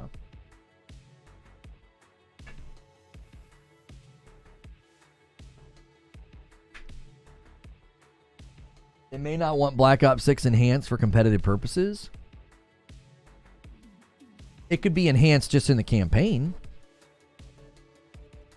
It's going to be it could be enhanced in the campaign, right, Eugene? Because when you play the campaign, a lot of the times you can do different things with the settings and different things with frames per second, and that doesn't always cross over into multiplayer, right? I mean, I would think that that's a possibility.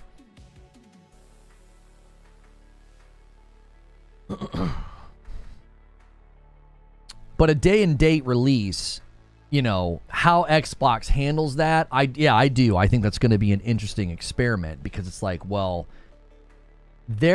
my personal take is that eventually Xbox gets to the point where they just don't care. They're like, why do we care if a game goes over there with the PS5 Pro Enhanced label? Like, who the frick cares? Like, they're just publishing at this point. Like, that's... They don't have a reason to worry about, well, what about the console user base? Listen, if they cared about the console user base, they would be signaling that to you. They're signaling the opposite. So I just don't think they're going to care, like, if people get mad What are you going to do?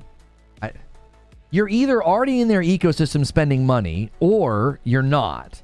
So if you are, the risk, I guess, would be that you cancel Game Pass and go somewhere else. Nobody is cross-shopping the Xbox version with the PS5 Pro version. Nobody. Yeah, that's what I mean, Zuby. Like, the small amount of people that would get mad on Twitter about it, it's like, okay, so if you cancel Game Pass and switch teams and then what? Then go buy Black Ops 6 on the PlayStation 5? They're going to get more money from you doing that than they're getting off of Game Pass. Now, eventually, yes, they're making more money off of you annually, but you going and buying the game at full price, I don't think they'd have a bit of a problem with that. I think they'd be totally fine with that. Yeah, go ahead. Switch teams, switch sides. Yeah, sure. Go over there. Go to PC and get Game Pass for cheaper. You're still giving them money. Like, you don't have any buying power. There just isn't enough people that are going to get angry to make a dent. So, yeah, I actually think that the PS5 Pro Enhanced label is just going to be pretty standard on most major titles, just because developers don't have brand allegiance. They want the game to be as awesome as possible. Perfect Image says, what do you think of the 007 project from IO? IOI. It's IO Interactive, isn't that what it is? Anyways, the 007 project. I've not seen much about it. We've heard it's trundling along. Yo, Jared Spencer with a brand new membership. Guys, anytime you do a new membership, you can get into pretty much all of the content, but if you like what you see, you can bump up to Member Plus and you get into more. So that's basically the introduction. That's like a gifted. You get into morning coffee, you get into the writer's room, you get into Friday streams with Madam, with my wife, and you get into Discord. If you want to get into like the green room and the extra gameplay streams, Member Plus is $1 more, but it gets you into even more. So if you like what you see, you can always bump up. Welcome, Jared Spencer. Thank you. We need more people to do that. Pick up your own membership. Make room for the people that can't afford a membership. So when the gifteds go out, they go to the people that can't quite get a membership right now. And when you pick up one, or you're currently on one, make sure you're on Member Plus or VIP. I actually think it's possible for Microsoft to eventually release a timed exclusive for PlayStation. What? What? Give me an example of a game that you think would fit for that. You think that they would release a... No. Listen. We've been considering some pretty crazy things, like the fact that we've heard from reliable sources that Xbox and Microsoft are considering Halo for PlayStation. That, I don't know. A timed exclusive? That gentleman asked you a question? What are you talking about? What gentleman? Tenacious, who are you talking about? Who are you talking to?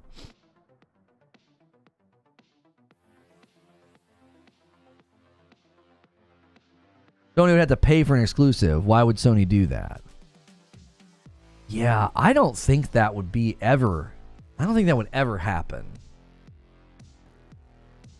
No. The only way that would happen... James Bond? Yeah, I answered. I said I haven't seen much about it. That was my answer. Do you want me to make something up? I haven't seen much on the 007 project. That's my answer.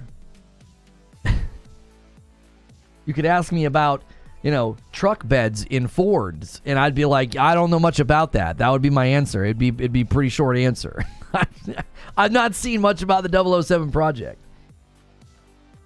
Where's the new Splinter Cell? I'm pretty sure Insider Gaming just reported on that recently and said that it's coming along. It's still in production. It's coming along nicely, according to sources.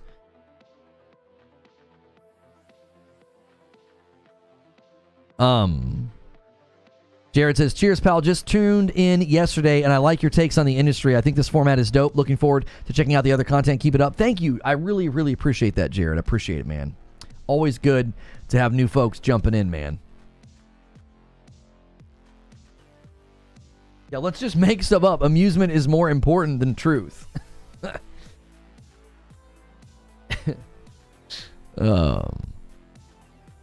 Anyways, let's go to the next question.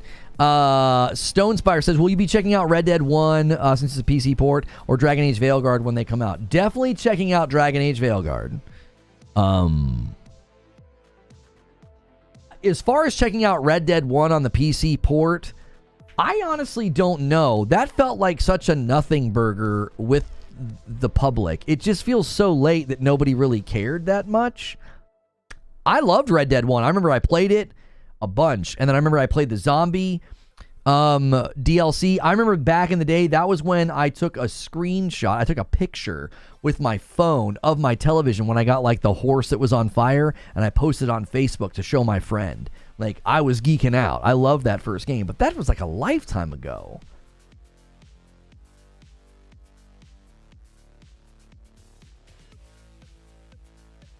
I'll help out, Lono. They usually have 4 tires and a spare. There you go. B-Nibble says, I care.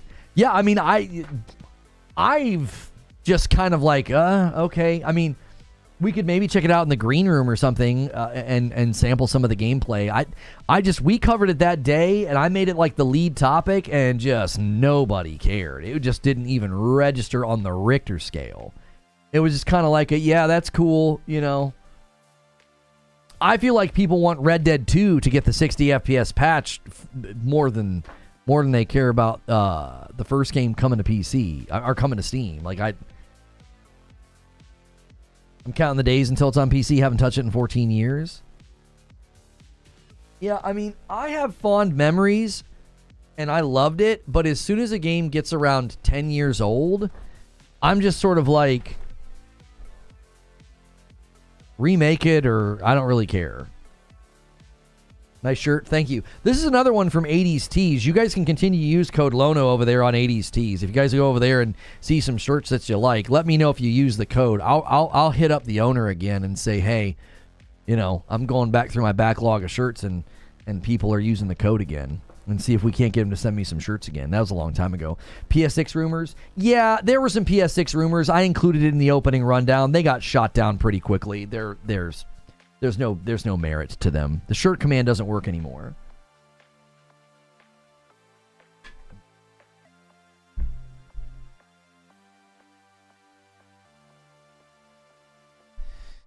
Getting a lot of questions about the next game. Here's a tease. It's a brand new IP called... Is Yosef the guy from It Takes Two? Yeah. Getting a lot of questions about the next game. Here's a tease. It's a brand new game called 37 Months from a Coup to Papa. That's a VIP as well. Hey, everyone, doing well, been busy. And my certified flight instructor rating, which I just passed. Yo, could we get some hype in the chat for a Coup to Papa getting his certified flight instructor rating? I wanted to make sure I said it right. Thank you so much, Coup to Papa. Good to see you, dude. Taking us to 135. Somebody guessed salsa surgeon. Yeah, there's no way to guess. There's no way to guess that name. It's just, it starts with an S. The first word starts with an S, and the last word ends with an N. What even is a PlayStation 6 prototype? It doesn't even make any sense why you would have a PlayStation 6 prototype at Tokyo Game Show in 2024.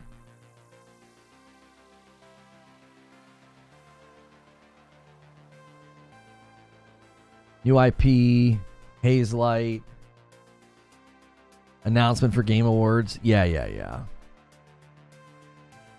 Get the congrats in chat. Guys, really quickly, too, let's get some likes as well. Let's try to get to 400 likes. Let's try to get to 400 likes. And I'm going to continue to throw down that gauntlet. When we have these slow weeks, I try to help out. If you guys, every 100, if you guys hit the 200, then the 300, then the 400, I'll drop 50 bombs. We need some folks to come in and throw down some gauntlets with me. Let's tag team this son of a gun. Let's do it. Let's have a big week. Let's have some scary Fridays, boys. You wouldn't? Nobody shows prototypes 4 years early? Yeah, basically Digital Foundry shot it down and said at the earliest you would see any of these things in the wild at an event would be like 9 months before. Not this many years before. So, Hadigan Matter with a question. Do you think Xbox will push older titles for the Pro Enhanced label, such as Doom 2016 or Doom Eternal? I mean, the real question would be what the devs want to do. Like, PlayStation could obviously give a little nudge, you know, send a little email and say, hey, we'll give you some front page promotion in the lead up to your new game if you, you know, decide to go back and do some enhancements, right? Right before Doom the Dark Ages comes out, if it's PS5 Pro Enhanced, a really great runway to that would be to have Doom 2016 and Doom Eternal right there on the front page of the PlayStation Store with, you know, PS5 Pro Enhanced labels on them. You know, I know it's an Xbox studio now, but that, I mean, obviously they could make little nudges, but it's going to come down to what the devs want to do and what the publisher, you know, or what the parent company allows them to do. Like, obviously Xbox is going to say, hey, you know, you need to prioritize A, B, C, and D before you start saying what you're going to be doing for that platform over there. They're still Xbox first-party studios at the end of the day.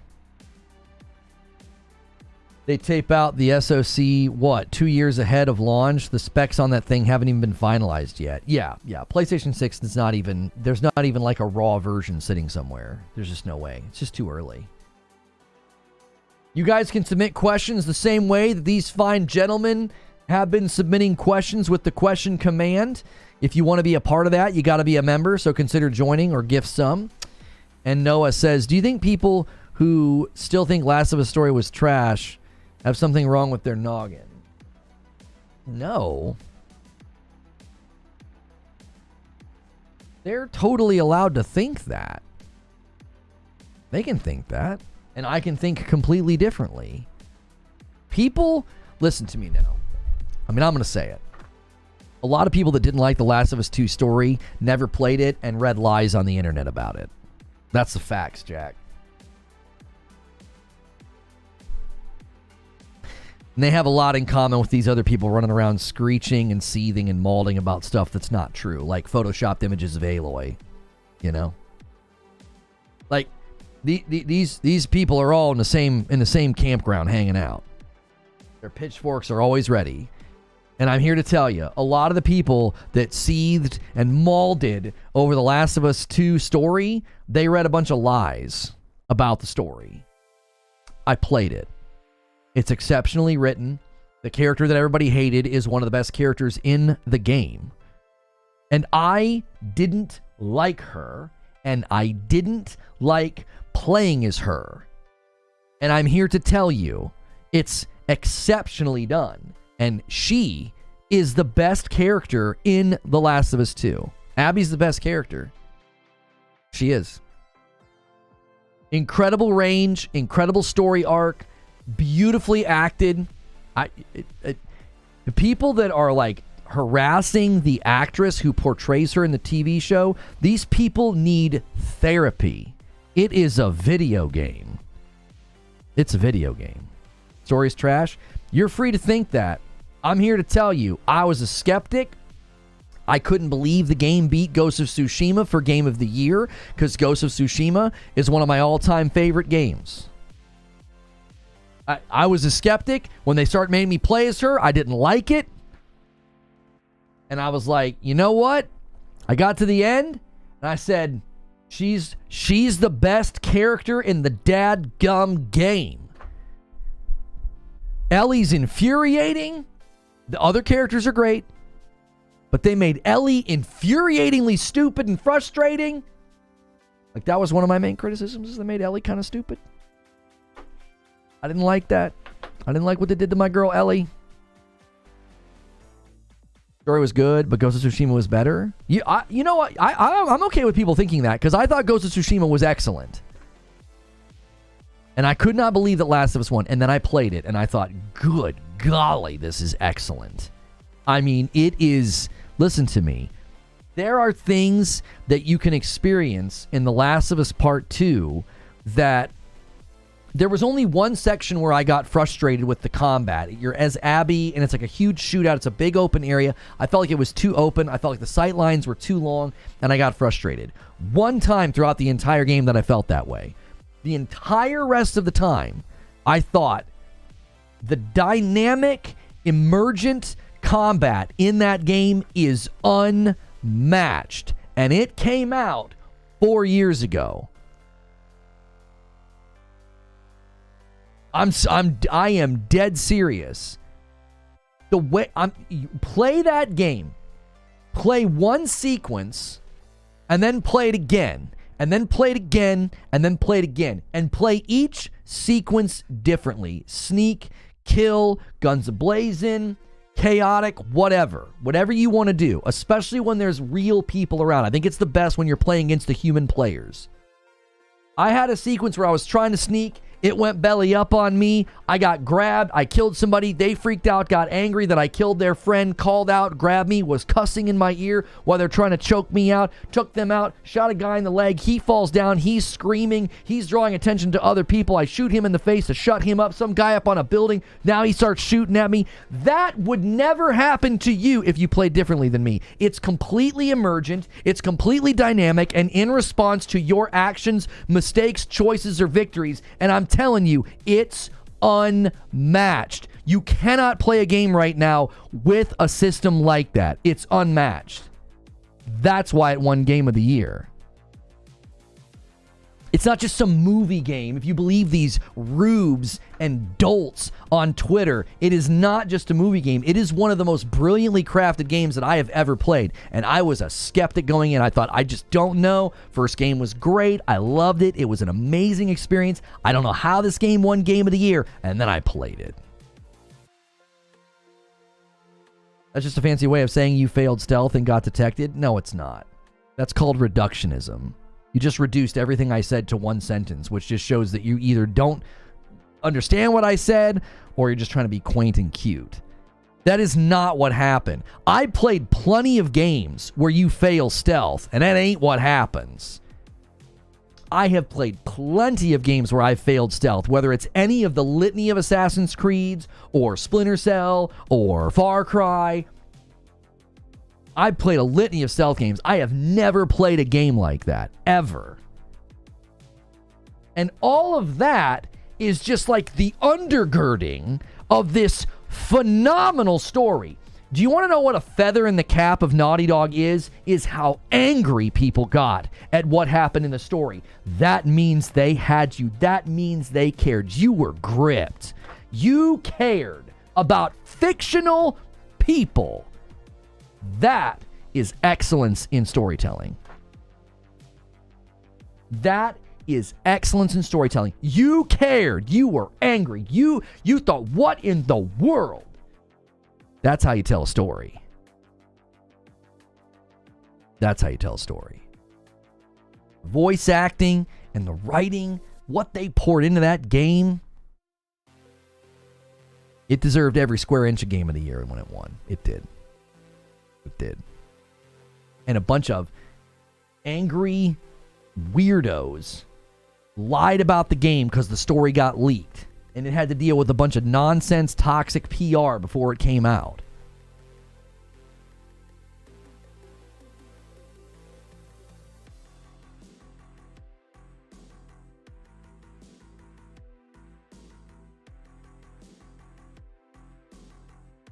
So, what game and what weirdos? Last of Us Part 2. I mean, it's the same weirdo, disturbing rabble that like seethed and got angry about Aloy's ugly and fat because they saw a photoshopped image of her face and they lack critical thinking skills. So 2K and 31st Union have announced Project Ethos, a new free-to-play third-person roguelike hero shooter. Yeah, this looks pretty cool. Is this out for screenshots? Is it PvP, though? Because it's a hero shooter? Am I playing against other people? How do you do a roguelike PvP game? Is this a trailer?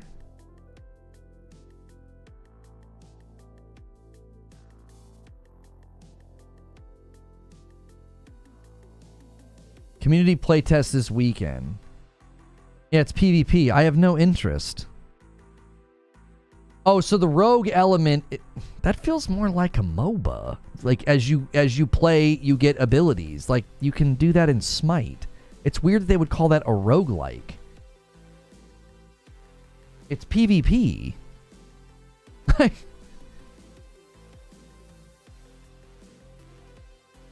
Yeah, my interest immediately plummets when you do that. Like, everything about the game looks pretty cool. Like, this looks pretty dope. But if it's PvP, this feels more like Smite the shooter than a roguelike. Like, as you play and do well and level up, you get new abilities. Buzzword bingo? I mean, I guess. I don't know. Like, here's the gameplay. It just looks like a limited time mode in Fortnite.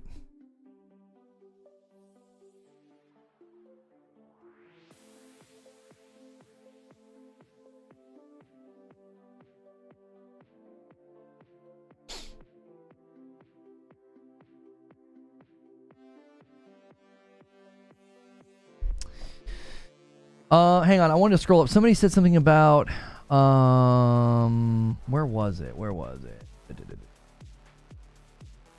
Badger Den said, I hope your subscriber base goes up. You do a live pretty much every day. Monday through Friday. Yes, sir, I do. Full-time live streamer on YouTube. And we say this pretty often, but it's true. This stream is sponsored by you guys. I don't run a lot of ads when I'm live. My channel's not particularly that big. We are getting close to 50K subscribers, which is going to be a huge achievement, a huge taking back what was taken from me, having a 50K channel, which we were so close to having at one point on another channel. But this wouldn't be possible without the members. So when you guys gift, when you renew, when you upgrade, that is how I'm able to do this full time. You know, I provide for my wife and 2 kiddos doing this full time, and it literally wouldn't be possible without you guys. So when you listen, when you lurk, when you hit the like button, when you gift, when you super chat, all of that adds up. If you're like, dude, I can't afford to super chat or do a membership, man, if you're here every day and you keep getting gifted, that helps the channel grow, right? That helps me do what I do every day. And I appreciate the people that buy into what we do here. Roger says, do you think Astrobot will be PS5 Pro enhanced? No, I actually don't. I don't think they did much with that game that would work with enhancements. I don't. Upgrade, invest today. Guys, Patrick just used the upgrade command. If 5 people do that upgrade, I will drop a 20 bomb. And when you upgrade, it counts as 2. So some of you guys are missing out on a real easy way to bump the number as well as make me gift more. So click that upgrade link, man. It's $1 more. You go up from 5 to 6 and you get into more content. And then I'm going to bless some folks. Something seems strange with this game. Literally announced out of nowhere, and they have nearly 10,000 people watching it on Twitch. They got the right people playing it, probably, homie. Who's playing it? They send a couple emails to a couple of streamers and say, hey, can you play this tomorrow? And you're off to the races.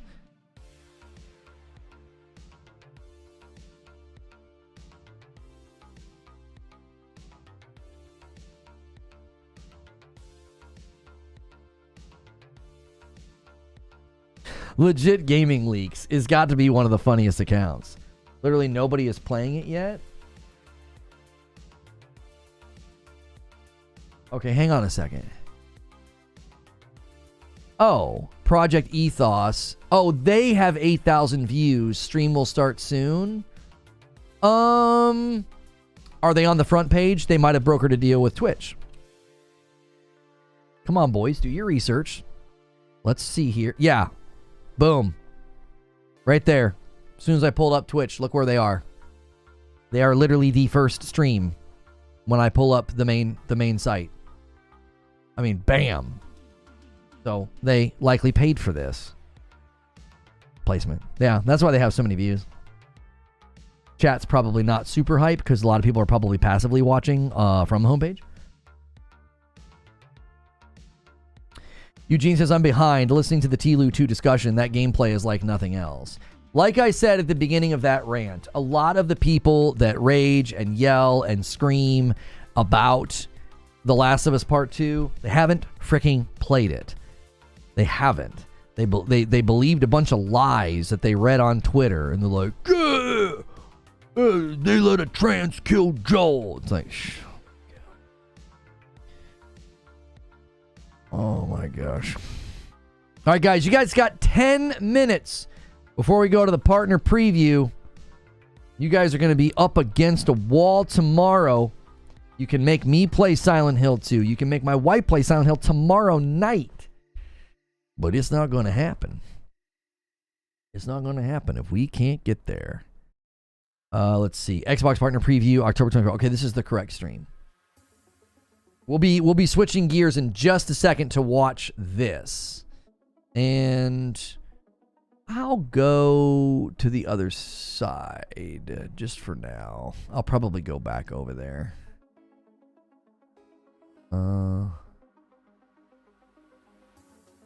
Yeah, it's fine.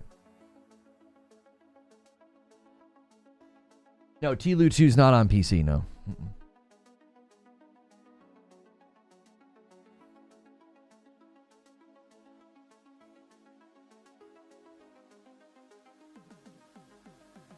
Angry Joe led the forefront with The Last of Us 2 hate and leaks. I don't remember who did what back then.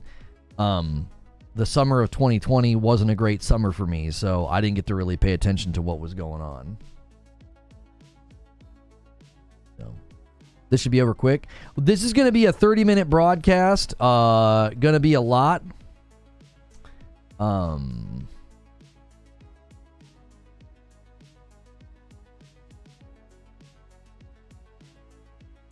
to be a lot of games. Should be a pretty quick smattering. I feel like the last couple of these that we've done have been pretty good. So we'll go over about 30 minutes early.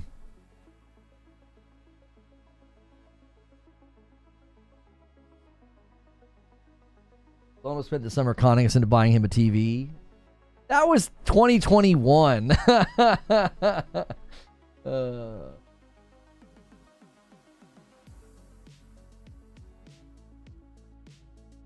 You guys are still going back and forth on this thing? All right, let me see what's being said here. Story is trash. If more people who liked it go to PlayStation and give it a like, and the people who don't like it don't, well, you can tell yourself anything you want. Doesn't make it so.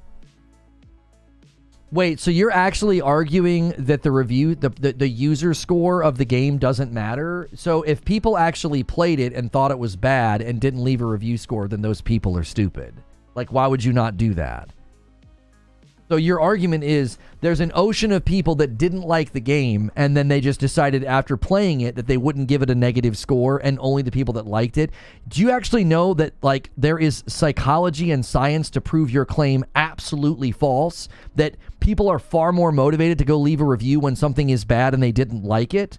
So if you go to The Last of Us Part 2 review score and it's really, really good, you can't, like, dismiss that and say, well, only the people that like it leave reviews because all research points to the opposite? So your argument is that a bunch of people played The Last of Us Part 2, hated it, and just was like, yeah, I'm not going to go leave a score. Like, what? It stands to all reason and research that if they played it and thought it was bad, they would have given it a bad score. It sold like 12 million copies at this point. Millions of people could leave bad reviews and they haven't. Yeah, shocking. A shocking revelation that a small rabble of uninformed, ignorant fools screamed and yelled on Twitter and YouTube, and then the reality settles in that law of large numbers, like Zubair says, 12 million sales, and it has a great user score? You don't know what you're talking about. That doesn't mean it's good, but it certainly is a repudiation of your claim that there's, all these people actually hated it. No, they brigaded on Metacritic because it's the only place they have any power. They didn't buy the game. Or they bought it and played it in secret.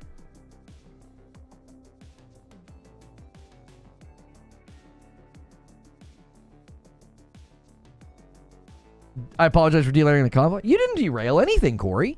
We were talking about it. Homie, this is gaming news today. We talk about all kinds of things. You guys got on TLU 2. Somebody submitted a question about TLU 2. It wasn't even you, Corey. You didn't derail anything. Go to Metacritic then. Yeah, there it is.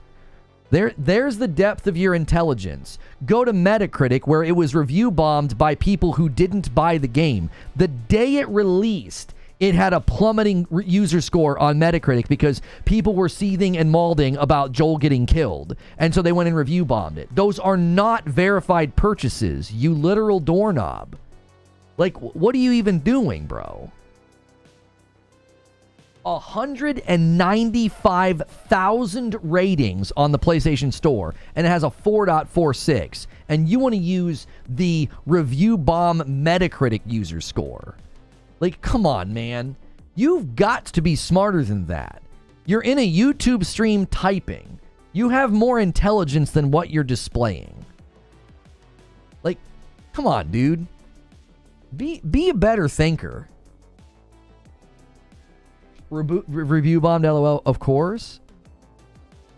See, you were really, really big on the word facts a little bit ago, and yet you refused to acknowledge them.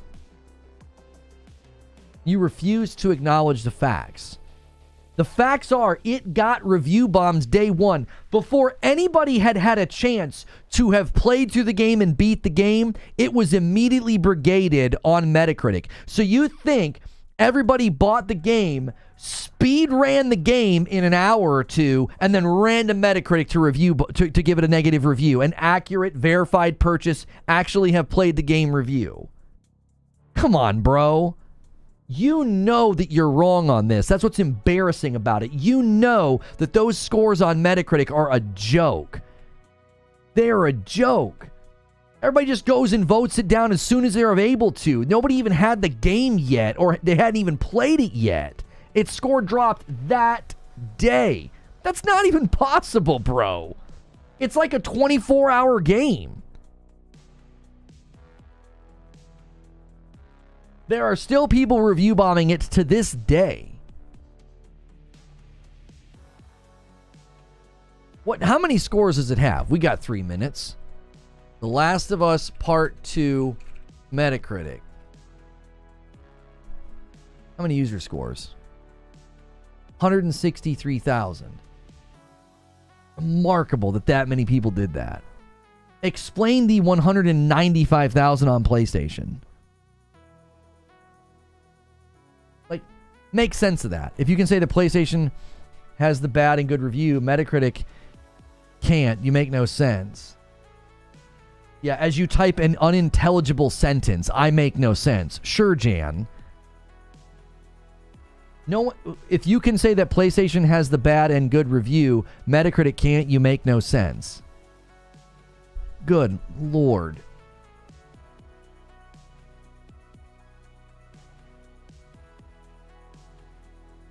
To be fair, there are a plethora of video essays on why TLU 2 is a badly put together story. Wonderful. There are plenty that say the opposite. Ergo, you are in a stalemate of different opinions, not facts. The facts are, verified purchases, the game has an incredible score. When you go to a platform where there are not verified purchases, the score mysteriously is much lower. G. We need to get Sherlock Holmes to help us solve this mystery. How could such a thing happen? How could there be such a disparity between the score that is people who actually played the game and bought the game and a score that was immediately downvoted the minute it went live and nobody had yet played the game? Just really rub those brain cells together and try and get a spark of an original thought and think, why would there be such a big difference between the two? It's not rocket science. Review bombing happens on Metacritic regularly because it's easy to do. And Metacritic doesn't try to put a stop to it because it's good for business. They got 100-something thousand people to go to that site and screech and yell and scream about Joel getting killed by a trans. Which isn't true, by the way. Metacritic has good and bad reviews, and that gets you a 50-50 percentage. That is the right score.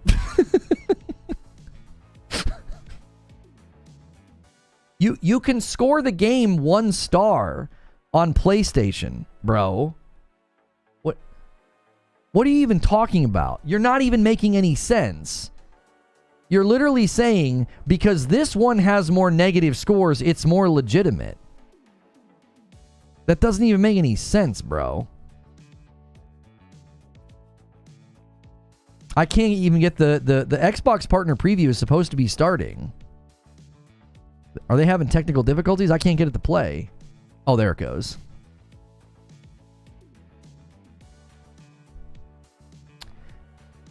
All right. We got to go to this new stream.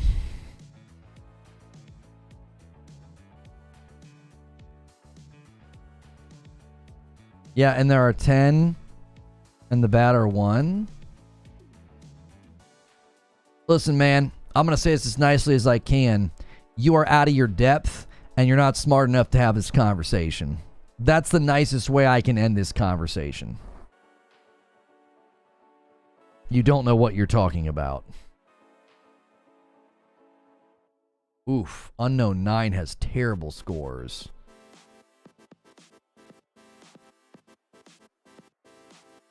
I was interested in checking it out, but it's got a 64. Holy mackerel.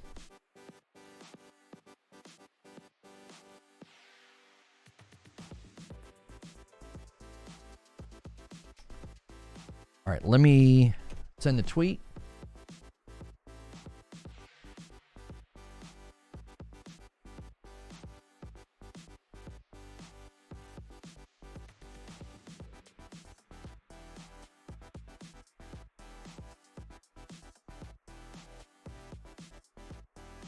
Difference in opinion. I think your opinion's wrong. It's not a difference of opinion. You're factually incorrect. It was review bombed on Metacritic. That's a fact. It was recorded. It was documented. It was monitored. They're not verified purchases. So this is not a difference of opinion. It's a matter of you being completely and factually incorrect. You were a champion of facts when this discussion started. Now you want to say, well, it's just difference of opinion. That's a wonderfully constructed Alamo to retreat to, as you have seemingly lost the discussion handedly. Well, now it's a difference of opinion. I thought it was all about facts a little bit ago. That changed really quickly.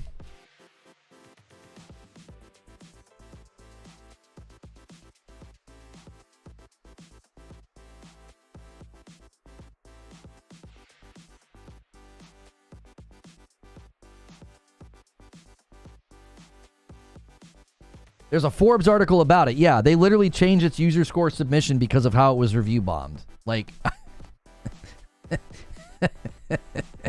just a difference of opinion, bro. All right, I'm going to spam a link in chat, and I'm going to redirect you guys. We're going to head over. Wait, did I miss a gifted member? Oh no, somebody gifted over in the new stream already. The great Stan Bino. I'll acknowledge that when I get over there. Okay. All right. Click the link in chat. I'll also redirect you guys.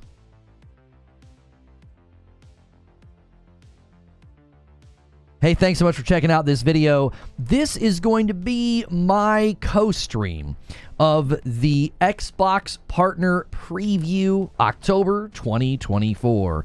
If you are looking for the Xbox Partner Preview October 2024, you're going to want to skip ahead by about 26 minutes. I'm going to sit here and hang out with the live stream and wait. So if you are watching the past broadcast, thank you so much for being here. I do daily uploads as well as a daily talk show. I am safe for work. We have heated discussions and debates, but it always stays safe for work. You don't have to worry about the kind of language I'm going to be using. So thank you so much for being here and watching this later. And we are going to try and hit some member goals as well. I'm going to end the previous stream and bring folks over with redirect. And I'm going to change that thumbnail.